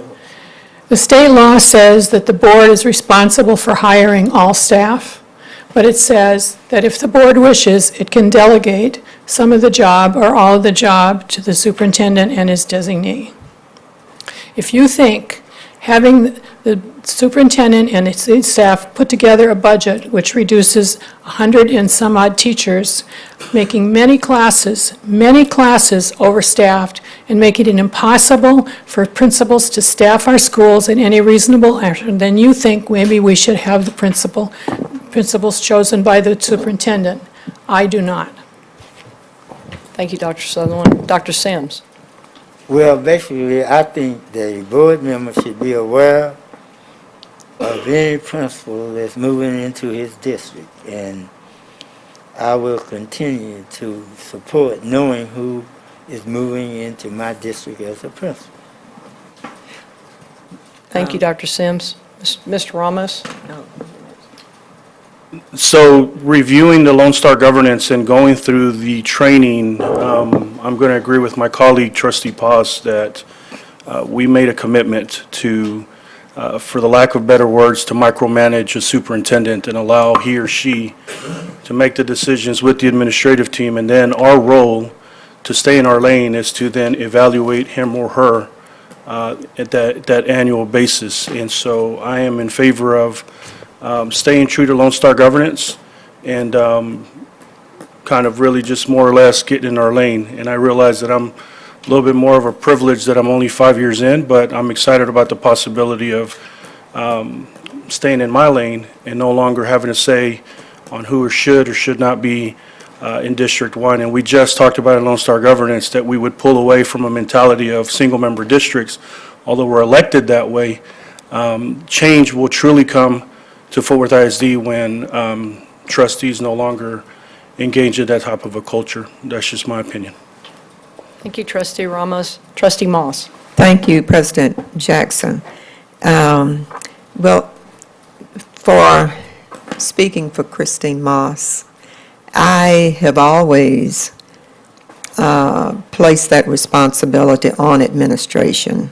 I know the last 5 or 6 years, because if I'm going to hold Dr. Scribner responsible for school improvement and transformation, all of these new ideas that's coming forth now, and hold him accountable for our schools being removed from IR, then he has to choose whoever he's going to place in that school. So when a principal is placed in the school in District 3, the district that I serve, and the principal does not work out, it will not be on Christine Moss. It will be on administration and our superintendent. And so I will leave that responsibility up to administration and the superintendent. The only thing I request is when we have our schools that's been in IR for 4 and 5 years, please do not put a brand-new first-year principal in that school. That will always be my request. Not that I will get that, because I'll still leave it up to administration. Thank you, Trustee Moss. Trustee Needham? I agree with my colleagues, Mr. Ramos, and Ms. Moss, and a couple of others. I think it's the function of the superintendent, and our main deal is to hire a superintendent and then let him or her run the district, and if we don't like it, then we hold them accountable. And Thank you, Trustee Needham. Any more comments, please raise your hands now, or we'll move to voting. Let's move to voting, please.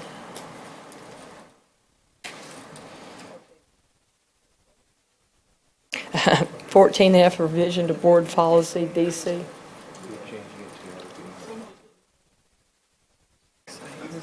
For what you just talked about. Yes, she's voting. And the motion passes 7 yeas, 2 nays.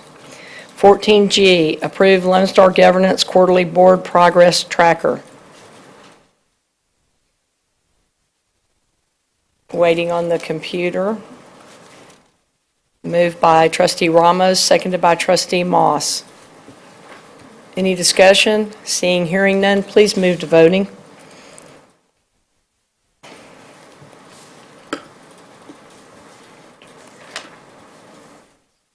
I'm missing you, Trustee Moss. I got you. And the Lone Star Governance Quarterly Board Progress Tracker passes unanimously. At this time, we've moved to 14H, election of Board of Education officers. I'm going to hand this off to our attorney, Heather Castillo. Please walk us through this process, Ms. Castillo. Okay, so you have a local board policy, BDAA local, and the superintendent's going to serve as chair and preside over the meeting during the election of officers until such time as a president is elected. So the gavel will go to Dr. Scribner, and he'll open up nominations for board president first. Any board member can make a nomination. You can nominate yourself.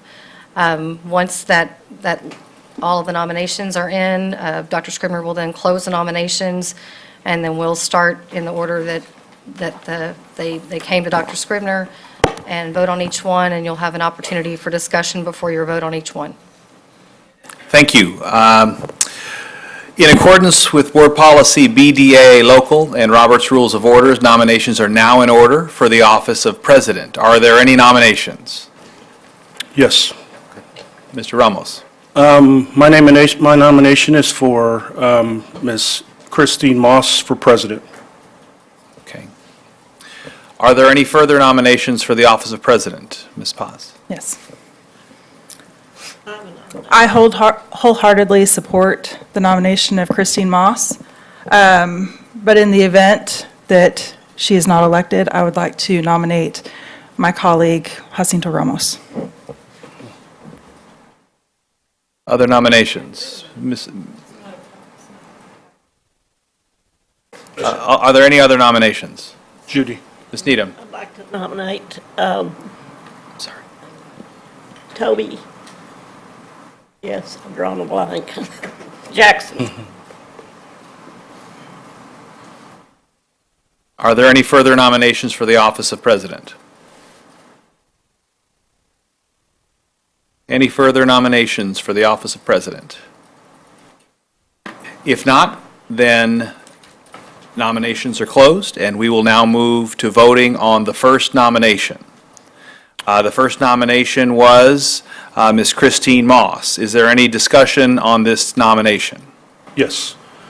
My nomination for Ms. Christine Moss is based on she being a champion for racial and ethnic equity that has gotten a lot of recognition and notoriety, not only throughout the state, but also throughout the country. She has been a champion in modeling Lone Star governance as well, so I would ask my colleagues' support in ensuring that we stay on that journey with Mrs. Christine Moss, and not to mention that she's done it before as well and did a really good job. So that's my comments. Other comments? Ms. Paz. Yes. I wholeheartedly support the nomination of Christine Moss for president. Mrs. Moss and I haven't always agreed on everything, but our friendship and the work that we've done together is, I think, a great way to model how you can disagree sometimes, but still love each other and respect each other and lift each other up. Mrs. Moss has been a leader in this district for a couple of years. She's always focused on the students and the community and her schools and her teachers, and she's always talking about all of the things that they are doing, and she's lifting them up and she's highlighting them. She never talks about her own achievements, but she does have many. She has led this district through our racial equity work. She has served as the chairwoman of our racial equity committee. She led this committee. First of all, she advocated to have this committee be a community-wide committee that brings people together from all over Fort Worth, from the north side, from the south side, the east side, the west side, and we have that kind of representation, and we have had that voice on that committee and leading us through that work because of Mrs. Moss and her leadership. Additionally, she has been committed to our governance work and making sure that we do stay in our lane and that we also do hold the superintendent accountable. And her leadership is not something that we only feel here in Fort Worth. She also serves as the president of the Texas Caucus of Black School Board Members, a position that she's earned through her leadership as our representative to the Texas Association of School Boards. I think that Mrs. Moss has been a great president in the past, and I think she'll be a great president in the future. Any other comments? With the process was to vote on the first nomination first, and then we'll proceed as appropriate. So with that, please move to voting on the nomination of Ms. Moss.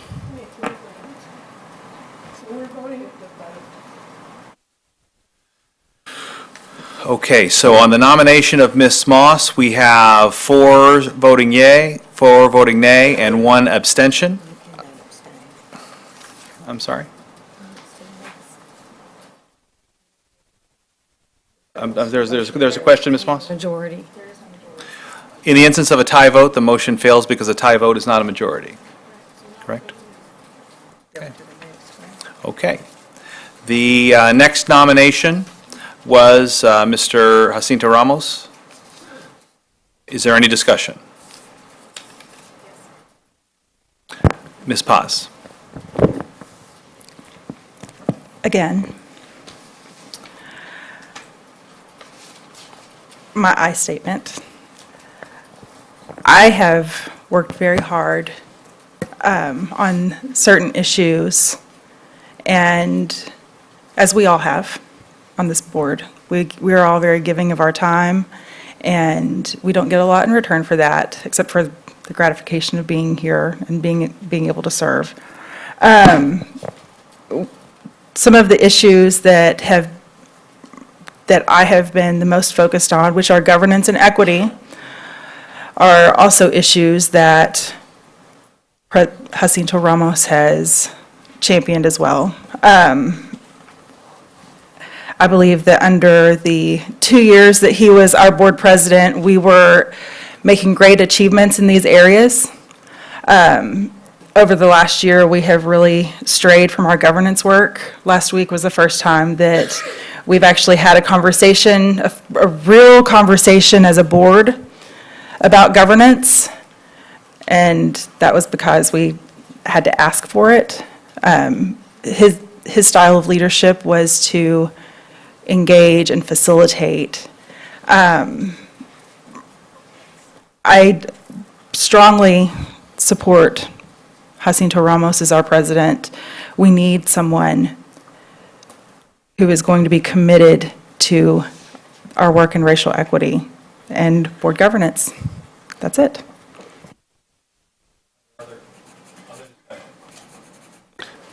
Any other discussion? Hearing none, then let's move to vote on the nomination of Jacinto Ramos for president.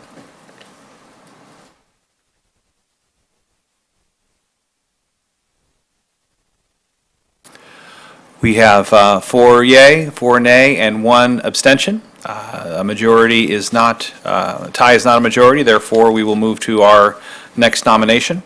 The third nomination was Toby Jackson, president nominations. Any discussion?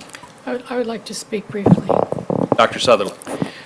People who follow the school board know that for some time, I have been concerned about the absence of independent evaluation of board policy, of the policy of the school district. And this is the first year that we have had any serious work into the budget and the staffing. This work is continuing to go on, and I predict that there will be some successes that would not have happened without Mrs. Jackson's leadership, and I support her wholeheartedly. Any other discussion? Ms. Paz?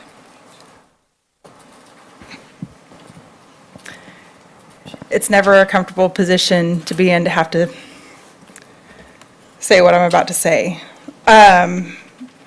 But I cannot support Toby Jackson for another year as our president of the school board. What we went through with our ethics policy and the way that that was handled, hiring an attorney for the purpose of quieting board members,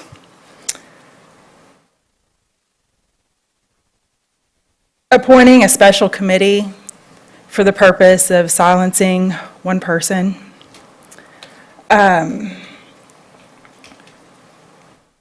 not giving everyone on the board an equal vote or an equal voice, the opportunity to bring things forward. That's not leadership. And last year when we made this vote, I asked for the opportunity, or I welcomed the opportunity to work with President Jackson and came in with an open heart and an open mind. And I asked for willingness to work together and willingness to be collaborative and open to the community and engaging in the work that has allowed this board to move forward. And I have not seen that. And I know that I'm probably in the minority on this board, but I will not be supporting this decision in our leadership. Thank you. Any other discussion? Dr. Sims? Say one thing. We don't allow the public to speak negatively about anyone, and I don't understand how we as board members can openly speak negative about one of our colleagues. And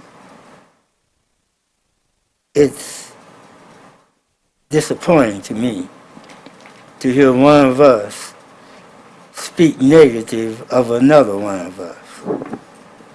Thank you.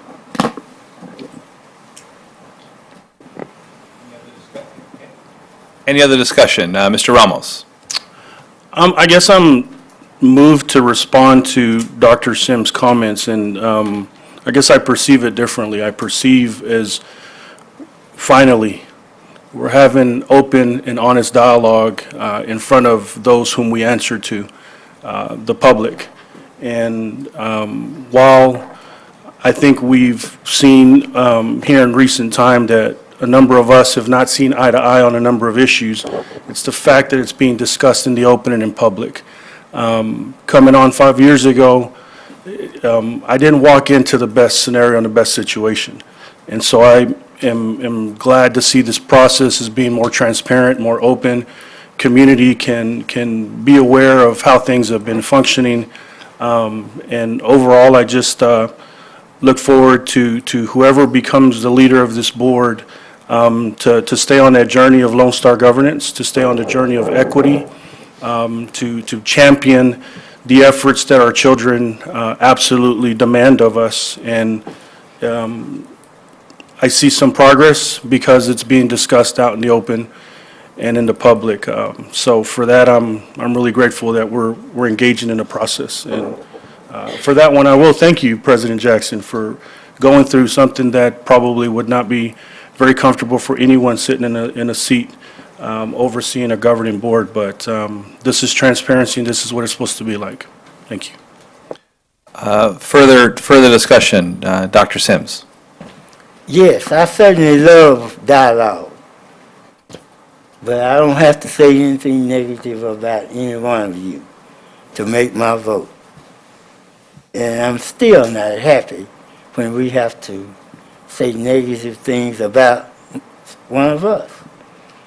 And anyone, you can say whatever you want to about me, because I've been here a long time and I can take it.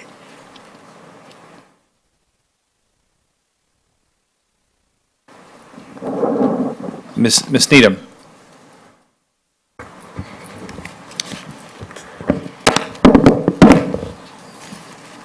Thank you, Superintendent Scribner. I just want to say that this past year under Ms. Jackson, she's done a really good job of trying to bring us all together, being open to whatever anyone wants to mention, to put on the agenda or take off or change a policy. She has moved the Lone Star governance along, and I think you're part of bringing 2 people in August, aren't you? Yes, ma'am. The AJ and somebody else here for us to have a local discussion with the public on what Lone Star governance is. And another thing, we didn't really review the superintendent's job like it has been done in the past. And she did a really good job of getting a couple of us together. And I think with the cumulative and the subjective reviews, we did a good job and set goals as they should be done. And then we can hold him accountable. So I will be voting for her. Any further discussion on this nomination?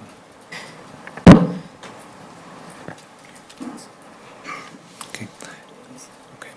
Hearing none, if we could please move to vote.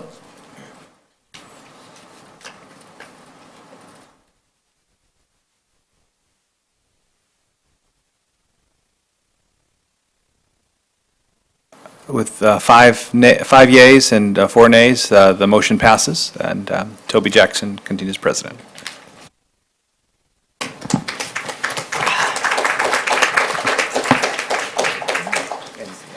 That goes back to you and The rest of it? Thank you to my colleagues. I look forward to the second year, and I appreciate each of you and your comments tonight. Every one of your comments I took to heart, whether they were positive or they were a needs improvement comment. Thank you. Ms. Moss? Thank you, President Jackson.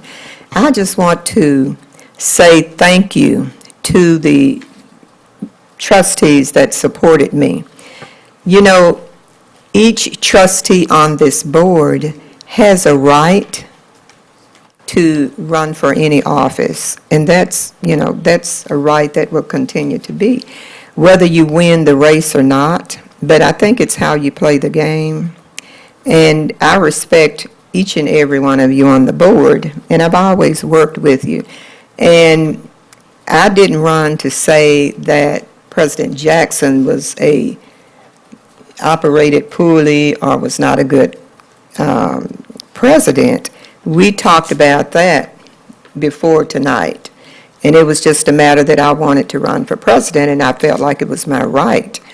And so to President Jackson, I will continue to work with you and with the board, but my only request is that every board trustee sitting here, including myself, return to the president's responsibilities and read the book or either attend the workshop, because the president is the president with one vote, but we are still all single-member district trustees. And I just want you to remember, return to the book and read the responsibilities of a president. And that's my request, and again, thank you. Thank you, Trustee Moss. Trustee Sims. I'd just like to say, I appreciate each and every one of you who ran for president. And my vote was not a vote against anyone. And I must say that I truly love my colleague who I've served with since 1990. And I also love Toby Jackson, who has been my friend and has stood by me when others never knew maybe what I was going through. And I must say this was a difficult vote, but I did make a promise to both of them that I would never vote against you. And I still came out tonight without voting against either one of them. Thank you. Thank you, Trustee Sims. We'll move on now to slate of officers. Now you'll take nominations Well, for the slate. Correct. At this Motion time, or second? Christine Moss. I would like to present a slate. First Vice President, Cinto Ramos. Second Vice President, Dr. T.A. Sims. Secretary, Norm Robbins.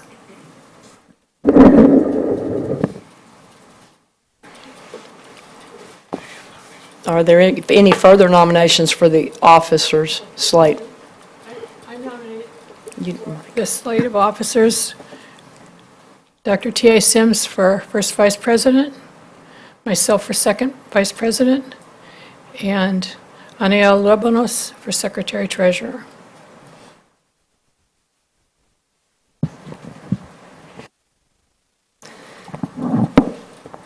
Let's move to voting on the first slate, which is first vice president, Cinto Ramos, second vice president, Dr. Sims, and secretary, Norman Robbins. Any discussion?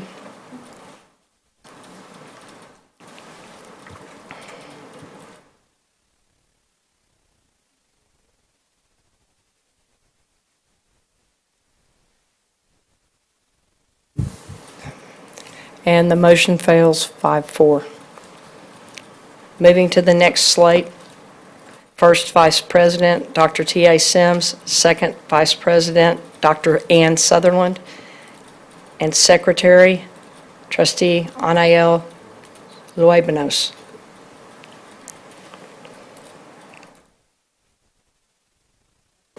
Any discussion? Seeing and hearing none, please move to voting. And the motion passes 7-2.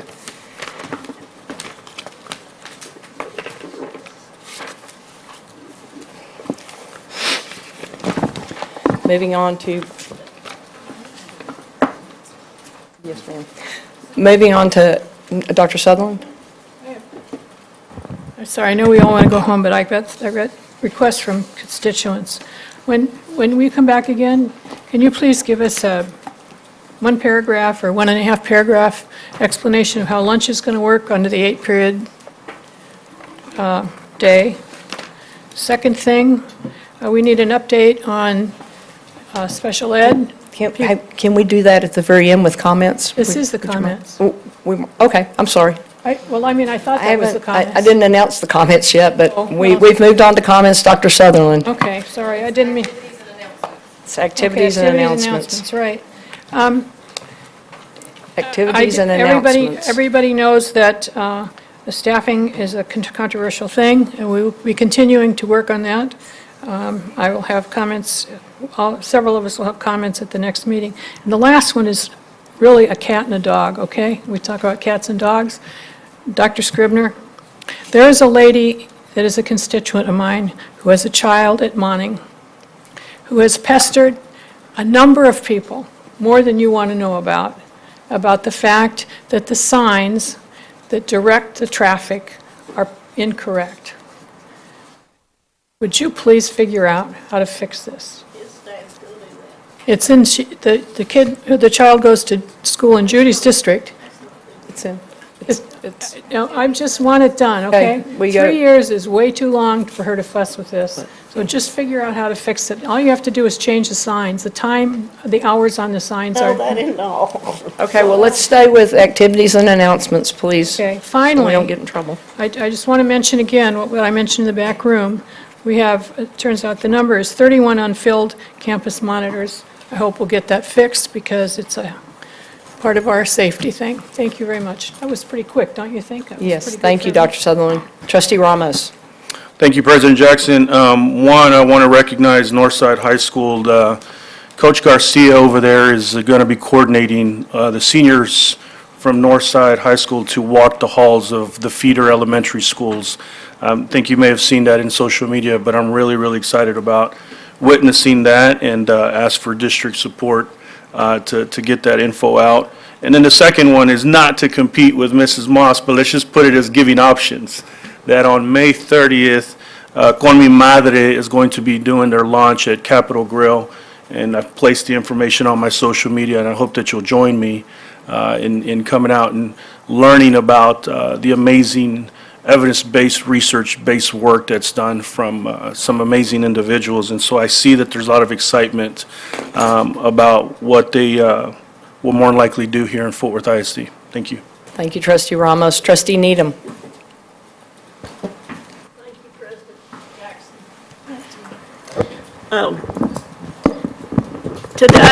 Today, 65 Heights seniors went over to Ridgely Hills Elementary and did a clap out. Maybe this is similar to you, what you're talking about.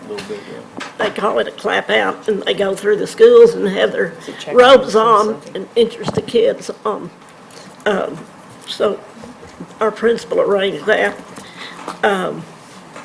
Then 65 seniors were honored this week at a lunch, and they all had a GPA of 3.95 or higher. So I'm glad to see we're honoring those with, and last, you may have read in the paper, but saludos to the girls softball team. They are playing this weekend for the regional, in the regional finals. It's the farthest any softball team, any girls team has gone since 2004. And that was the group from Pascal, and they went to state. And if we win this weekend, they will be going to state next week. So, thank you, Ms. Jackson. Thank you, Trustee Needham. Trustee Christine Moss. Thank you, President Jackson. I want to repeat the forum that I talked about earlier, critical conversations. We will be connecting with our community, and we will join the community in dialogue with myself, the board president, Dr. Scribner, and administrators. Again, that's Wednesday, May 30th, 6:30 p.m. through 8 p.m. And it's for us to go to the community and listen to our community and the constituents to see what they think about the topics that will be included. The topics are addressing the needs of our African American female students, Family Resource Center, preliminary STAR data, boards work with Lone Star governance.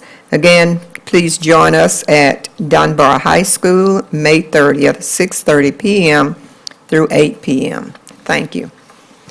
Thank you, Trustee Moss. Trustee Ashley Oh, Potts. excuse me, one. Yes, ma'am. You will speak about the Eastern Hills and the walking through the halls in District 3. Yes, ma'am. Okay. Trustee Paz. Yes, thank you. First, I would like to thank Dr. Elda Rojas and her team for the work that they did last week with Council of the Great City Schools Bilingual Immigrant and Refugee Educators Conference that came here to Fort Worth and held their annual job-alike meeting at the Worthington Hotel in Fort Worth. They had about 150 educators from urban districts around the nation who do nothing but work on bilingual education initiative. So it was a very great conference. They had a tour of Northside High School and South Hills and O.D. Wyatt, and they were raving about what they were able to see here in Fort Worth ISD. So I think that sometimes we get so bogged down with all of the work that we're doing that, you know, we fail to appreciate the bright spots, and Dr. Rojas did a great job at highlighting some of the bright spots that we have in Fort Worth ISD. And Dr. Scribner came and spoke with me for their welcoming breakfast and delivered the welcoming address for the conference, which was also very nice. So thank you very much for your work, and to you as well, Dr. Scribner.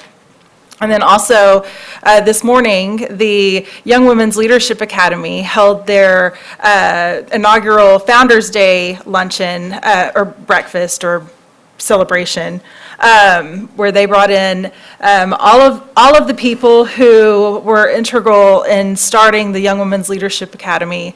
We're coming up on 10 years of success in that school that is now located in the heart of downtown Fort Worth. And they had a lot of really great things to celebrate. They've got 100% passing rates, college acceptance rates, college funding, of course, graduation rates. I mean, there is a lot of great stuff happening at that school, and it was an honor to be able to be there this morning, and with Mrs. Moss and Dr. Scribner and several of our other friends here from the district. So congratulations to the Young Women's Leadership Academy and all their hard work. Thank you, Ms. Paz. Trustee Moss. I would like to add to my congratulations or warm fuzzies. Last night, well, yesterday afternoon into the night, it was a panel discussion at Dunbar High School. The Fort Worth Association of Black School Administrators. Ms. Washington continues to be president? Yes. And it was a sight to behold. The panel was made up of the daughters and mothers and psychologists and social workers, young ladies from the school, the community, and it was so exciting to hear what the panel had to say and how they addressed the social and emotional needs of young ladies. And my hat is off to the Fort Worth Association of Black School Administrators. It's so many organizations until I'm getting those confused. But again, thank you, Dr. Washington, for inviting me, and all of the others that worked to bring out, have the panel. Regina Williams, Principal Mitch Miller. Again, it was just really to hear mothers and daughters talk and communicate was really amazing. Thank you. Thank you, Trustee Moss. And on that note, I wanted to mention May 29th, 2018, which happens to be mine and Bruce's wedding anniversary at 9:30 a.m. I will have him walking through the Poly Halls with me and through the Poly Pyramid for their first graduation walk. And if you haven't been to one of those, please join us at Poly at 9:30 a.m. If you can't do so, May 31st at Eastern Hills High School at 12:30 p.m. we will begin the walk and go through the Sagamore Hill Elementary, Meadowbrook Elementary, and Eastern Hills Elementary. And it's just an amazing event to see students high-fiving young students in the halls. And I think the best part of it is the kids remember and they wait each year for this to happen. So on that, we're adjourned.